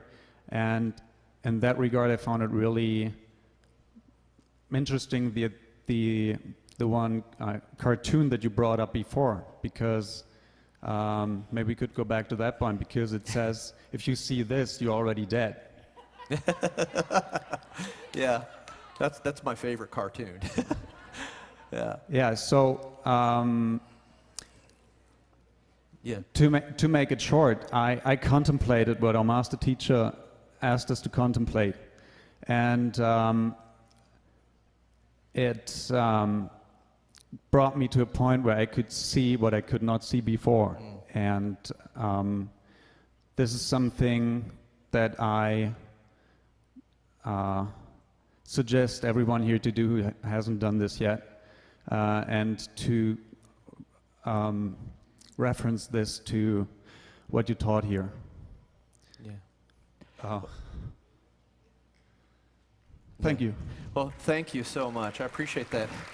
You know, that just speaks volumes for this audience. That's a little bit involved, and yet, you know, I think so, you know, people seem to get it here. It just speaks volumes about how sophisticated and bright this group is here. I wouldn't, so yeah, give yourself a pat on the back here. This is, you know, that's, I think, I agree with you. I think this is very, very important. I think it's sort of that, we're getting into so many ways that convergence of different types of knowledge all pointing to the same conclusions, and that's what's so exciting about this research and sharing ideas like we're doing today. Thank you. So give everyone a hand. This is very exciting. Imagine if you had an NDE, or what you would see in an NDE right now while you're in your body. You don't have to die, but you can experience it right in your body. That's what I'm convinced of, and that makes a quantum leap. Yeah, thank you. Oh, that's it. Anyone who is interested in the teaching, the book is called The Mystery of Birth and Death, Redefining the Self. No, that's great. Thank you. I am in communication with physicists, by the way, too. And there's a lot.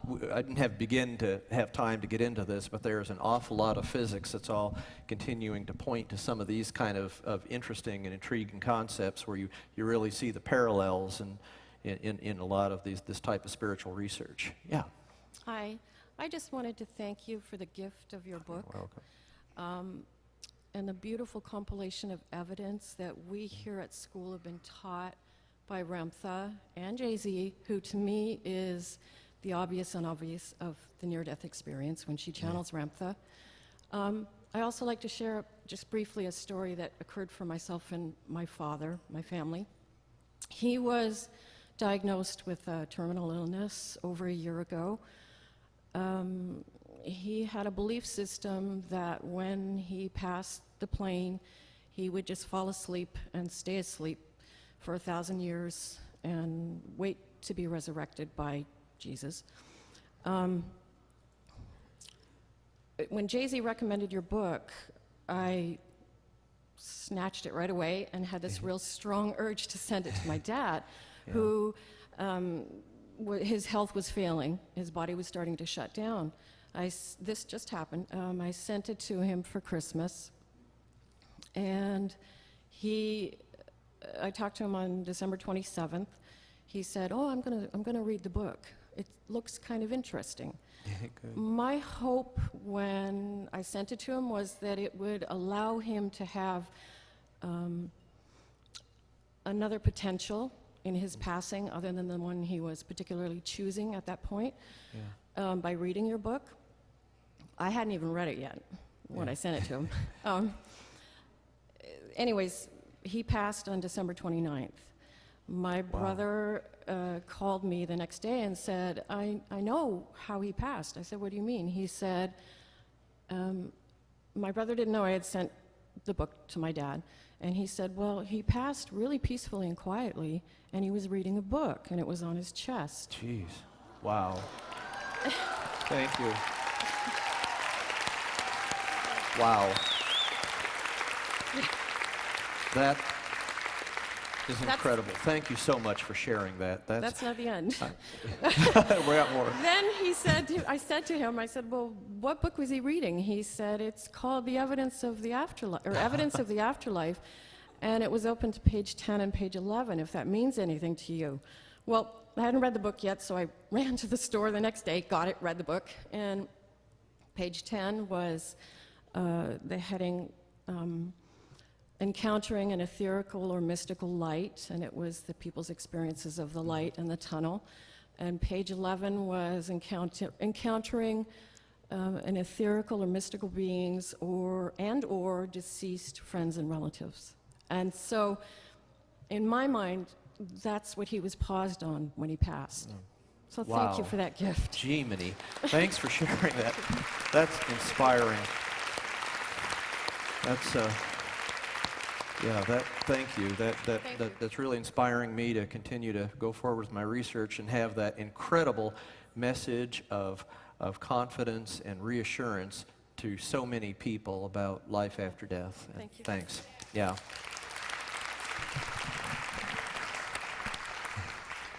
First, thank you for being an example of what following a dream, in spite of the time, efforts, and sacrifice in your life, must have taken, which I guess they're enormous. So thank you for being an example for us in that sense. I appreciate that very much. Thank you. Appreciate those kind words. My question is, I've been trying to formulate the question in my mind, and it's a little bit difficult because it's kind of an obvious that doesn't come out so easily. But it strikes me very hard that these experiences happen right after death, and whatever goes out and later decides to come in has the power to overcome a coma, a Hodgkin's lymphoma, being in cardiac arrest with a flat EKG, flat EEG, with a full resuscitation team effort, failing, and the second that that entity decides to come back, voila, I'm here again. Yeah. That tells me that there is also an electrical or energy event happening. When it's leaving, EKG becomes flat, EEG becomes flat. When it's returning, it's back home, into this body at least, into this experience. So that is the observation of the obvious. Now becomes the unobvious. I mean, what is it, if you have in any research found out what type of energy, what type of consciousness, if we want to call it that way, if we want to call it an orb, what kind of unit of energy, a ball of light, like our teacher calls it, or a ball of energy that we all are, comes back on its own volition, from its own choice, and it comes back and then turns on the body again, no matter if it is in decay, no matter if it is in cancer, terminal, disastrous accident. And that, I think, it's the core of this whole message. I mean, that is exactly what we are.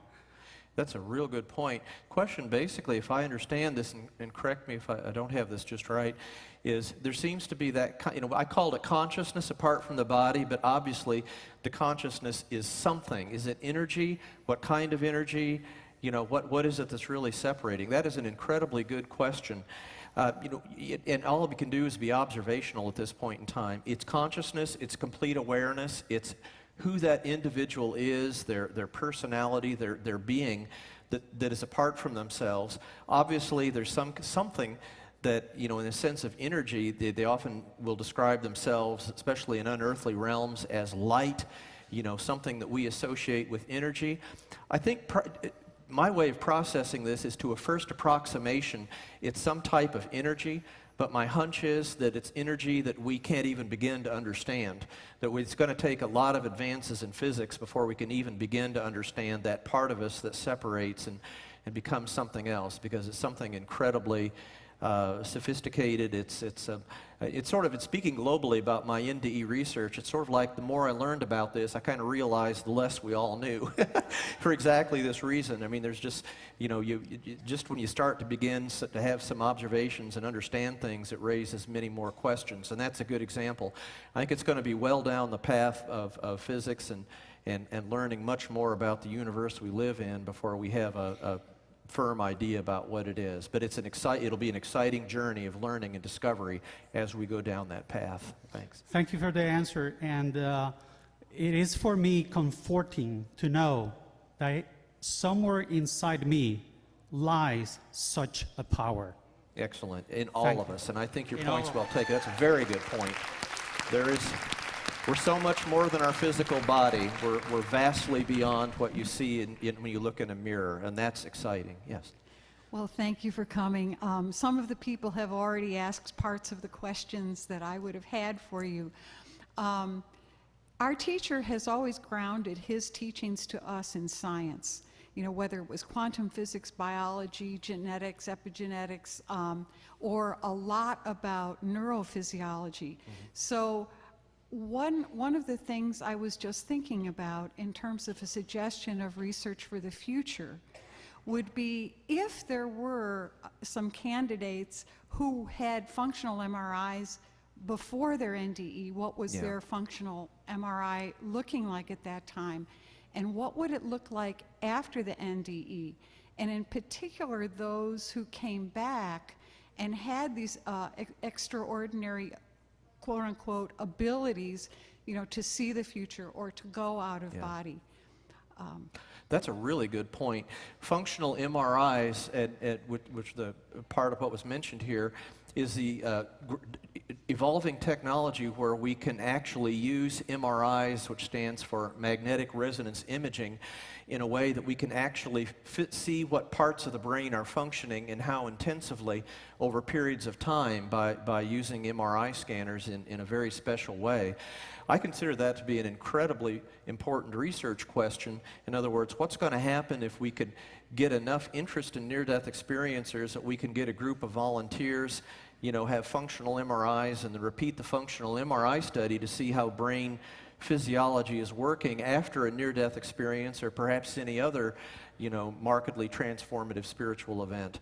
Again, I'd hate to speculate on that, but I think we'd learn a great deal. We may have some, correlates in the brain that seem to correspond to development of spiritual activity, or we may find, no such correlates. In other words, the growth seems to be unrelated to specific brain physiologic functioning. We won't know until we do that research, and I think your point's well taken about that. That would be fun. And that, I think what Ramtha has taught us, it would be looking for activity in the midbrain and in the lower cerebellum in particular.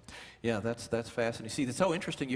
We share ideas like this, and you've just heard a hypothesis right here. You know what we might be looking for, what we need to look for, and I hope we can do those studies. I hope we can do that in my lifetime, because that would be absolutely fascinating. Thanks for sharing that. Cool.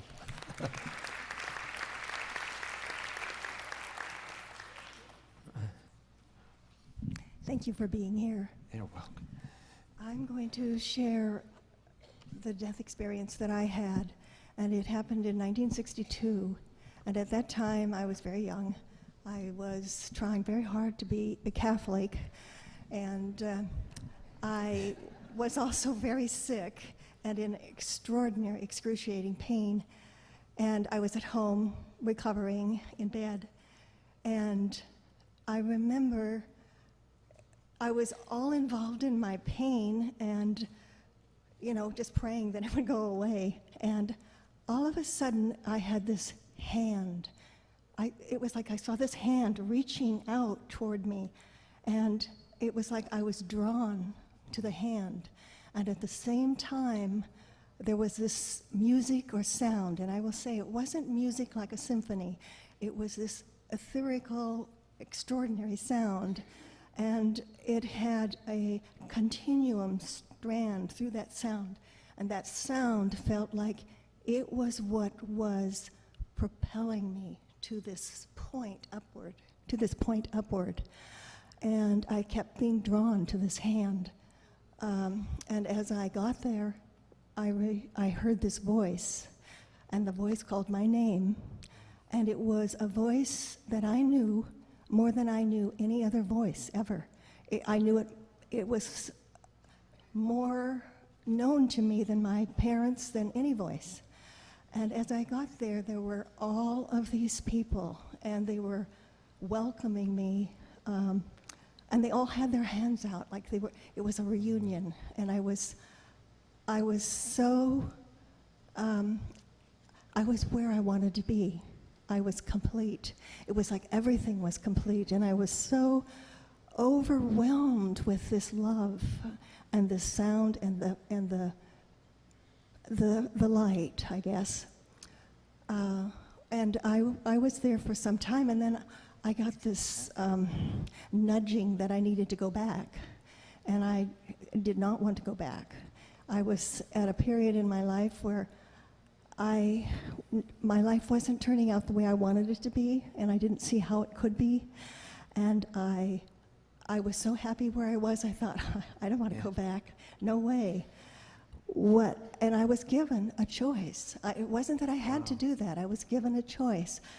But along with that choice, it was shown to me somehow that this was what I chose.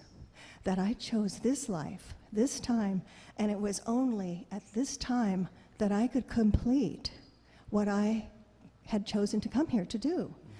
And at that time, I knew what that was. I knew it. And so there wasn't a choice. I had to go back. And then the next thing I knew, I was back in excruciating pain, and it was over. It was over. Well, it was interesting because at that point I had no fear of death. I also, when I realized when I was at that place that I felt like I had kind of messed up my life at that point.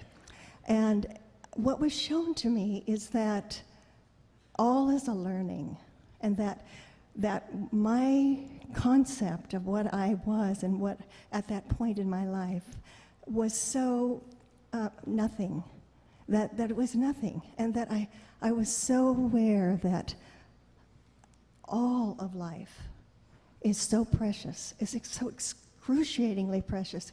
And I realized that every single person, no matter who they are, no matter what they've done to you, they're all striving. And when I came back, I had some issues with my father, and those were gone.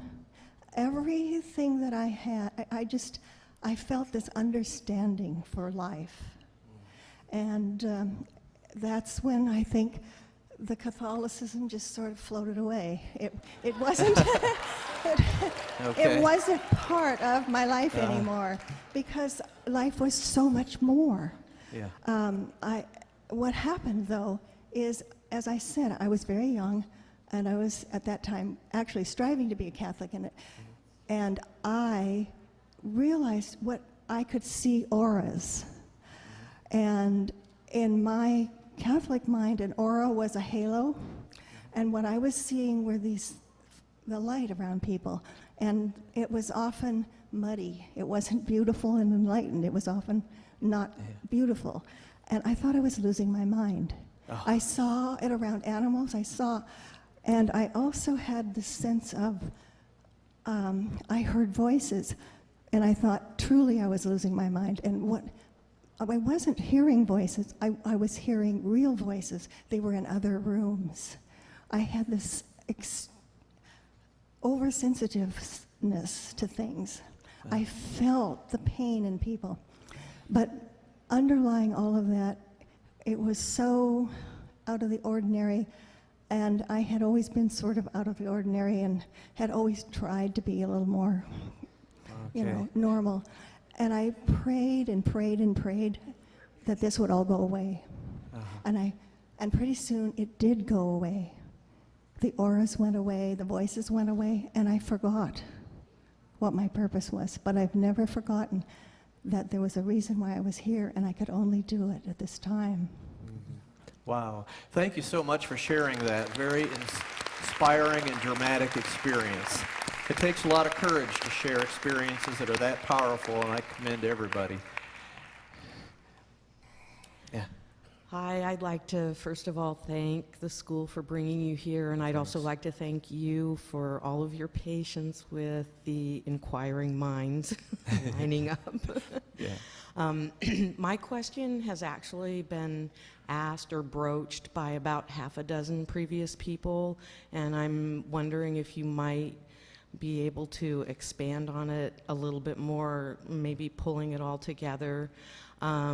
It seems to me that these experiences that people are having are an indication of ability or capability, and that, the questions that other people are bringing in about the quantum mechanics and energetic fields and consciousness, various different ways of identifying it, are indicative of that everyone has these capabilities and these capacities, and that if we, fortunately, when we have the kind of reinforcement that your material brings us, that knowledge becomes empowering. And so what I would like to have the understanding of is that we are all moving into the direction of facility with these activities. Yeah, no, that's interesting. It's a real good point. Certainly near-death experiences point to that. I think there is something, quantum mechanics, consciousness. I'm pretty sure that there's a whole that all intersects together. I think we're all sort of getting the pieces of the puzzle and trying to put them into place. And I think that's really all.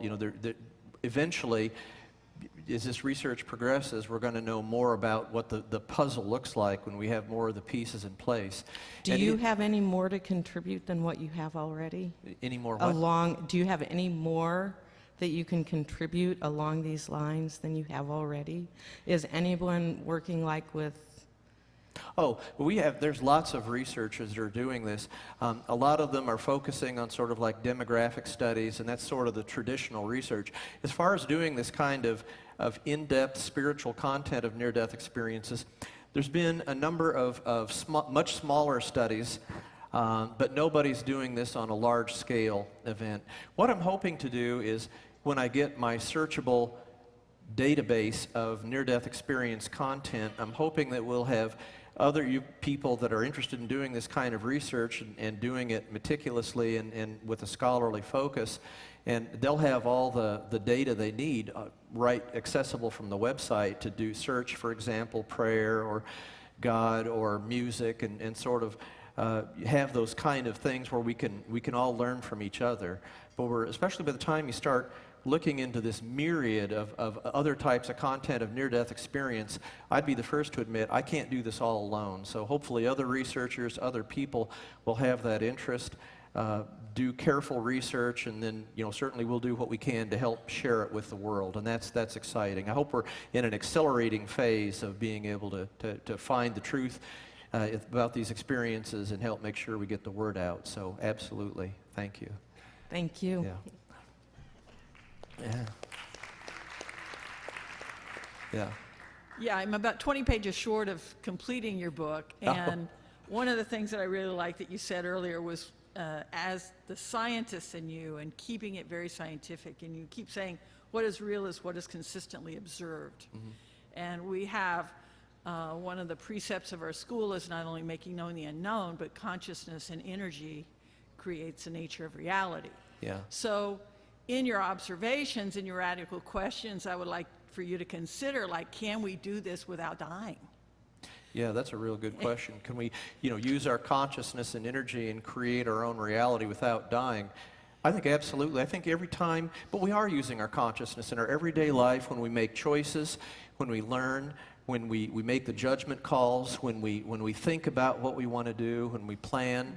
I think your point's well taken, and I think there's no doubt that we can at some very significant level create our own reality in this world we did. I mean, certainly my very study in near-death experience was a concept of awareness, concept of will, that I wanted to learn more about this, that I was willing to make some significant life sacrifices to spend a mammoth amount of time doing this, and that, again, choice by choice by choice, I wanted to continue to bring this evidence to the world and post experiences, and kept that going. And then finally, the life-changing event, I wanted to write a book, and oh my gosh, how things change. So I think your point, I think there's no question that that's a part of it. I think now in the unearthly realms, I think it's a lot different and a lot more accelerated. Clearly, the near-death experiencers have a much greater ability to change their own reality and their environment, and sort of, exert free will at a level that's impossible within the confines of our earthly physical life. But I think we all carry the ability to do that, each and every one of us. And that you're right. That was direct teaching from Ramtha. Exactly. Yeah, I think a lot of people in this room have had that experience of specifically creating something in the future and then having it occur. Yeah. And so that's just a precept that if you put that in your observation to see that, it just was interesting how you set up your website with the concept as you create it and they'll show up.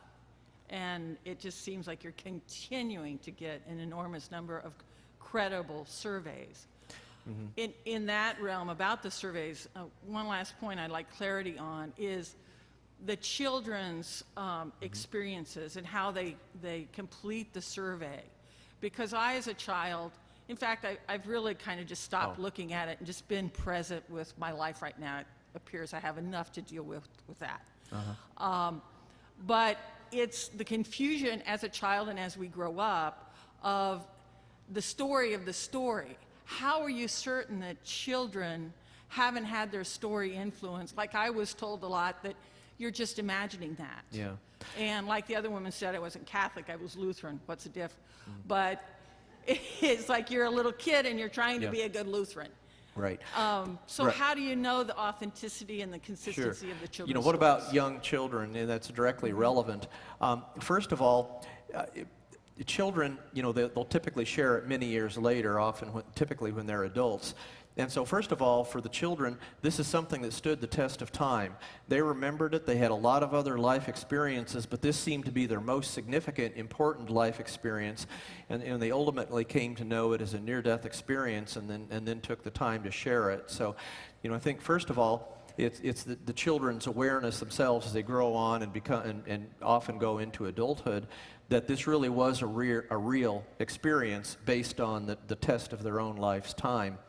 You know, I think second of all, if we had found a lot of differences in very young children's near-death experiences from other near-death experiencers, I would have said that's a possible explanation. In other words, that might help explain why very young children have different NDEs.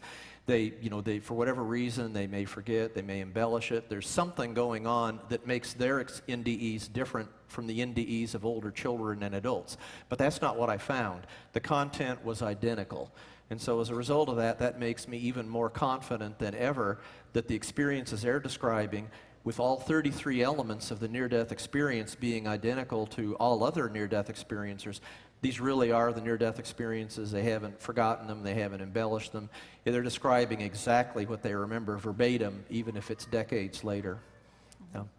Thank you. Yeah, thank you.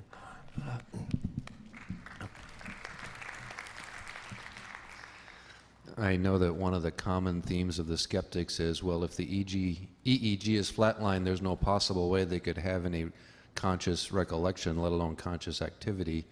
And in my reading of it, EEG is essentially measuring surface activity on the cortices in the upper brain, and it's not measuring anything going on beneath the surface and the deeper activities, as Marilyn mentioned, like MRI. So it would seem to me that would point to deeper regions in the brain, since it's hard to conduct general anesthesia and work a crash cart around somebody in an MRI. I'm wondering if you could start with recollections of people that have already contributed, because we watched a program here last year where they were working with patients in persistent vegetative states in the MRI, and even though they weren't consciously able to respond, when they were given a directive, the light in the brain in the MRI showed up in the same area as a healthy individual giving a similar recollection. Yeah, and that's a good point. First of all, the persistent vegetative state isn't necessarily clinical death or even profound unconsciousness, coma, that occurs with near-death experiences. I mean, these people can certainly have some brain activity.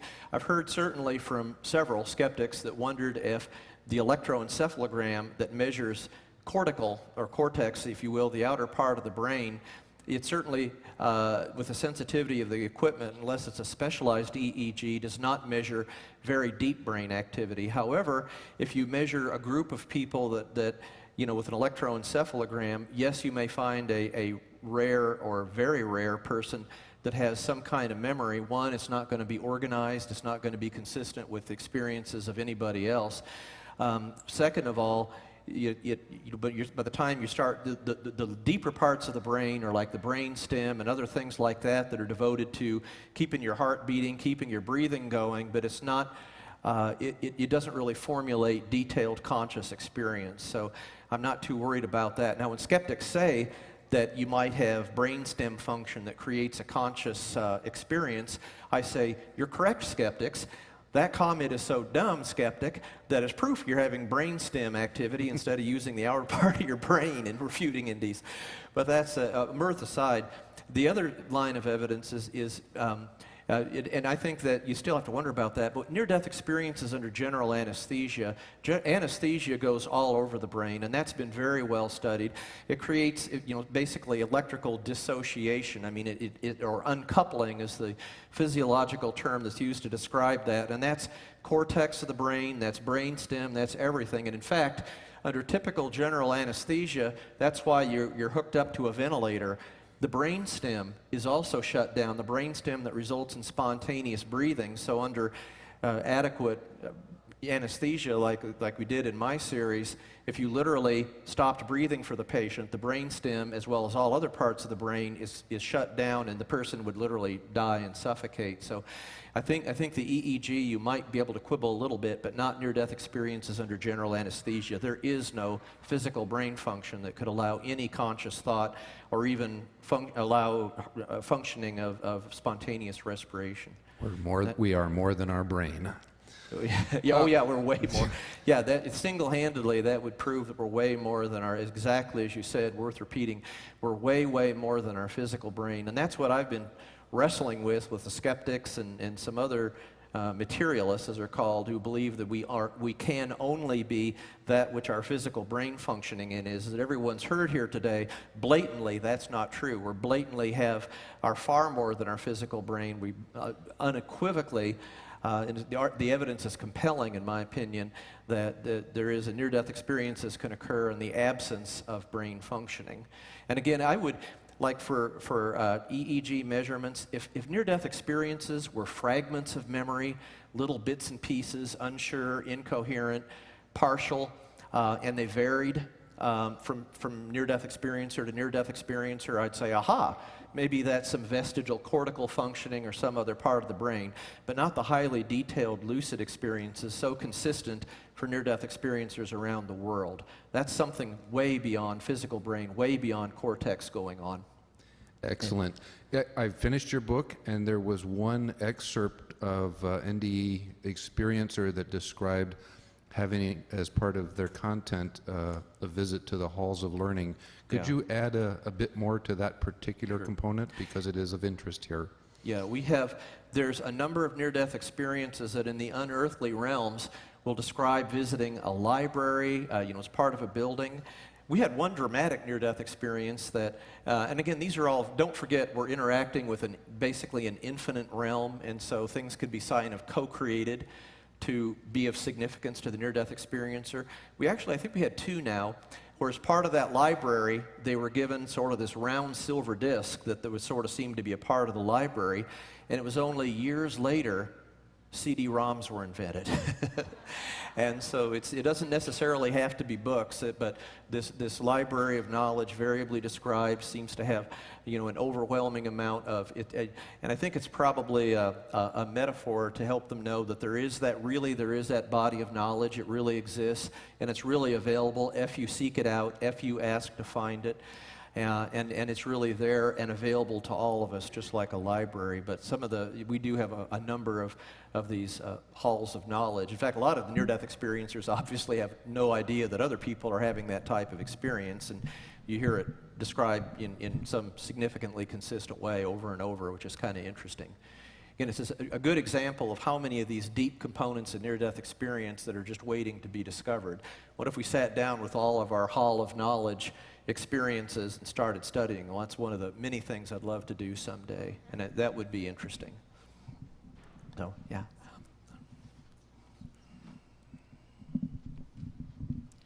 Dr. Long, thank you so much.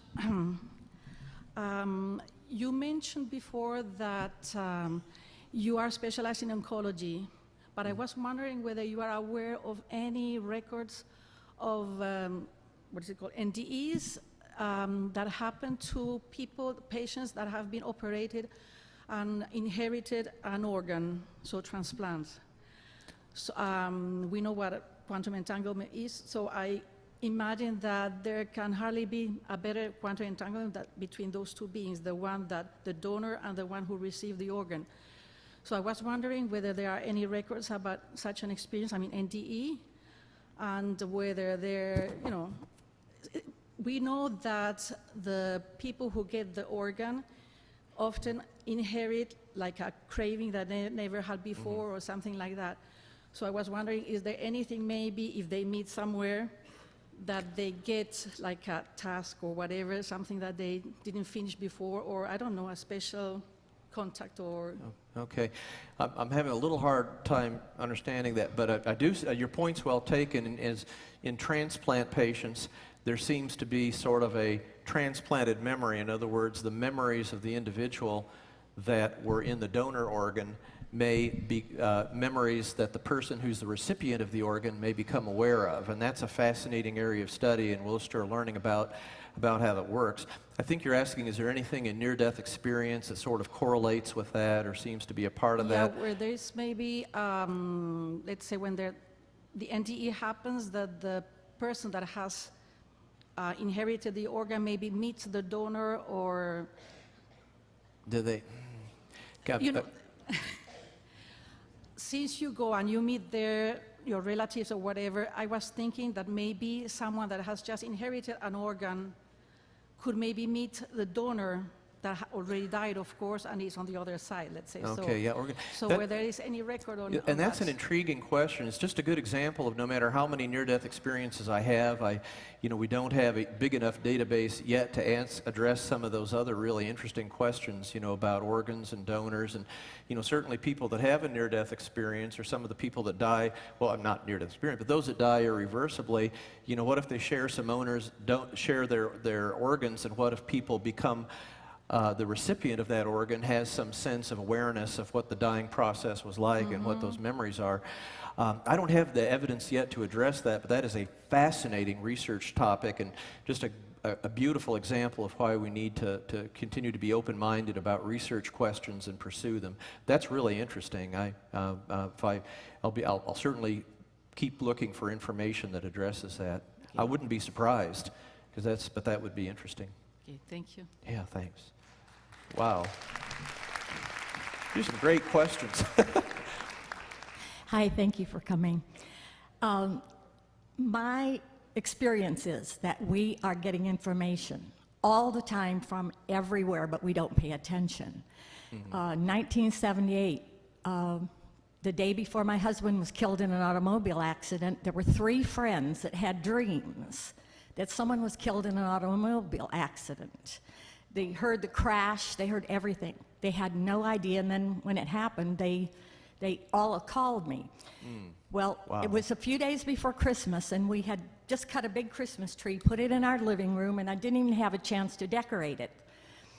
We had a great big cat that was my husband's cat, and one night, about 3 nights after he died, I was alone, and the cat was sitting under the Christmas tree, would not leave.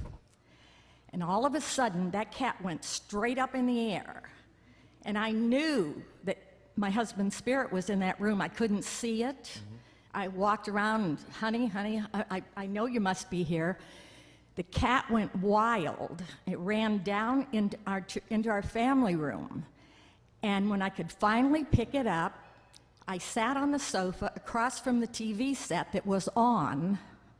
It was Tom Snyder's show, and Elizabeth Kubler-Ross was on. And she was talking about near-death experiences and life after death, and it almost saved my life. Wow. Yeah, thanks for sharing. That's just really incredible how, I think, from my research, I'm pretty sure animals have some sensitivity to that kind of thing, and that's just, beyond a serendipitous event where a cat would have that behavior change and then sort of lead you or bring you to an area where you're seeing a television that has that important or significant or relevant of a show. So that's no doubt we see. I've seen a lot of experiences like that. I think that's a part of the spectrum of the kind of spiritual experiences that are so important.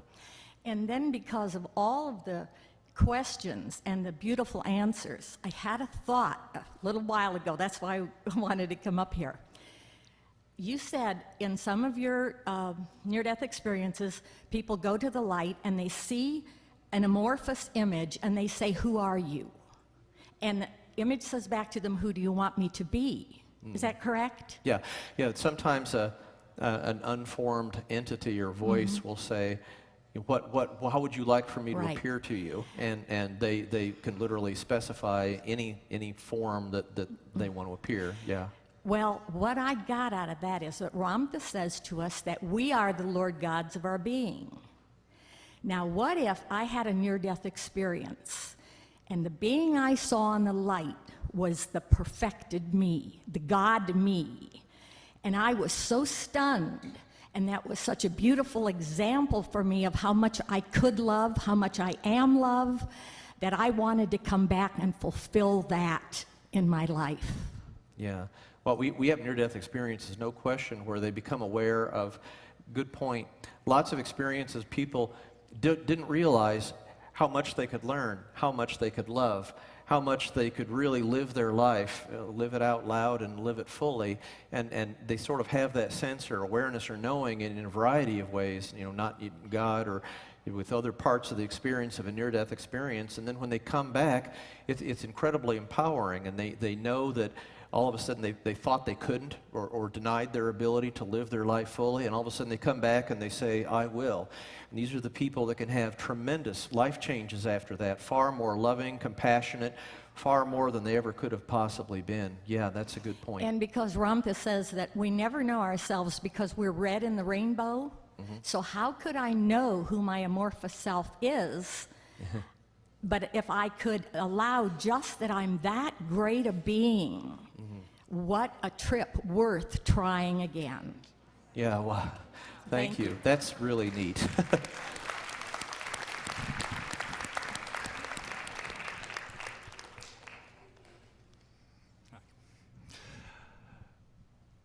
I was very happy to hear that you have taken on not only near-death experience, but also the phenomena of visitation of the departed loved ones, because that had been my experience. And I was very interested in near-death experience, but my experience didn't fit in with that. There was no accident, no trauma, no anything like that.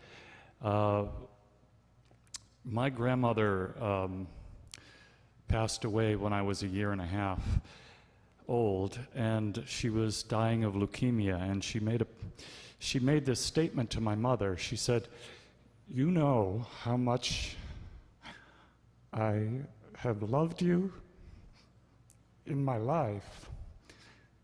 Think what I can do for you when I'm in heaven." Wow. A few years later, my mother was on the brink of miscarrying in an advanced pregnancy. And my father was in the midst of a nervous breakdown, and he couldn't help her. He was catatonic.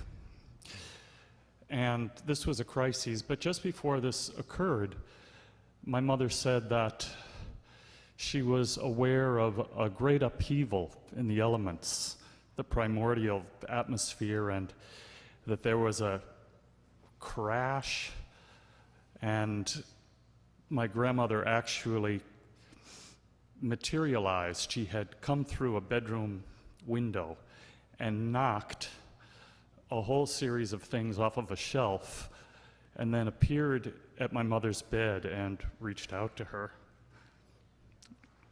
Materialized. And that was the first incident, but my personal experience was that when I was 19 years old, I very passionately, it was 1970, the revolution was in, full gear, and I wanted to know what to do with my life. I was reading Edgar Cayce. I wanted to know the significance of the time that I was born in and how I could best participate with my original intent. And I was sitting with my sister and in Berkeley, and I actually saw my sister die in front of me while we were speaking, and the frequency of the whole room accelerate. And my sister's experience, she said, was she was pulled out of her body into a tunnel, and she passed my grandmother in the tunnel, who was dressed in the dress she wore in her casket, except that it was a more sumptuous version of it, of a purple paisley, and the hair that she always wore in a bun, her long white hair, was streaming, and ultraviolet blue sparks were streaming out of her hair, and they passed. But what I saw was that my sister's face was transformed into light, and my grandmother, who I recognized from a photograph, was looking at me and speaking to me. So there isn't, what I got to experience was what the future will be, and not in terms of global events, but what it is going to be like to be a human being with a fully functional brain, to be absolutely loving, and to have full access to knowledge,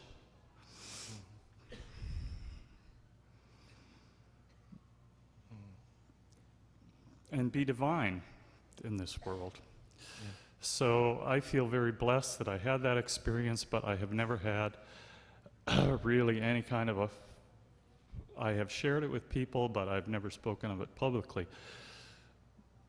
Partly because I think everyone who has a transcendent experience feels very limited by the language and the frequency that they are currently occupying to express how expansive and how unlimited our divine nature is. So I intend to participate in your survey, and I want to thank you for your work. Thank you. And I know that we have a wonderful future, and that everyone who reads and understands what you are sharing, just like those who go into the light and come back, they bring that light with them. But everyone who reads your book, they'll be transformed as well. And as individuals, the world will be transformed. That's the only way it'll occur. So thank you very much. Thank you so much for those kind words, and thank you for sharing that remarkable experience. That is incredible. I have a last question from the world and from Sweden. And on behalf of my fellow students around the world who have sent in very robust questions today, thank you. They just resounding thanks have come in on our chat today. And you're welcome worldwide. We really appreciate that. Yes. Another round of applause for everybody around the world that's listening. You're not here physically, but you're in our hearts. Chris Cloy writes from Sweden. Thank you, Dr. Long, so much for coming out with this information. During a cesarean, I was clinically dead for 13 minutes. I just ventilated with Rubens. I remembered after leaving my body, oh no, not again. Did I die again? Mm-hmm. What the heck did I learn? Nothing? Okay. Go ahead. She continues, I experienced as I was going upwards that I took off overcoats, and every coat that I was removing was an emotion. Finally, when I was clean of all of the emotions, I did my light review. I had to experience everything I have said and done and thought about other people, consciously or not, and walking in the other people's shoes to gain the wisdom of my impact on that other person.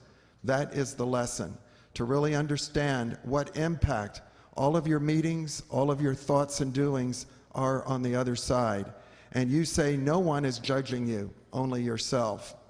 I had the opportunity to experience my previous lives and what I learned indeed from them. I came to understand there is a reason and a purpose for living in life, like a thread through every one of my lives. I also experienced looking into my parallel lives, which are endless and up for grabs if I should make the choice, and also potential future lives and their impact on my evolution. I had a choice to stay there or to come back. I came back, and I'm forever grateful.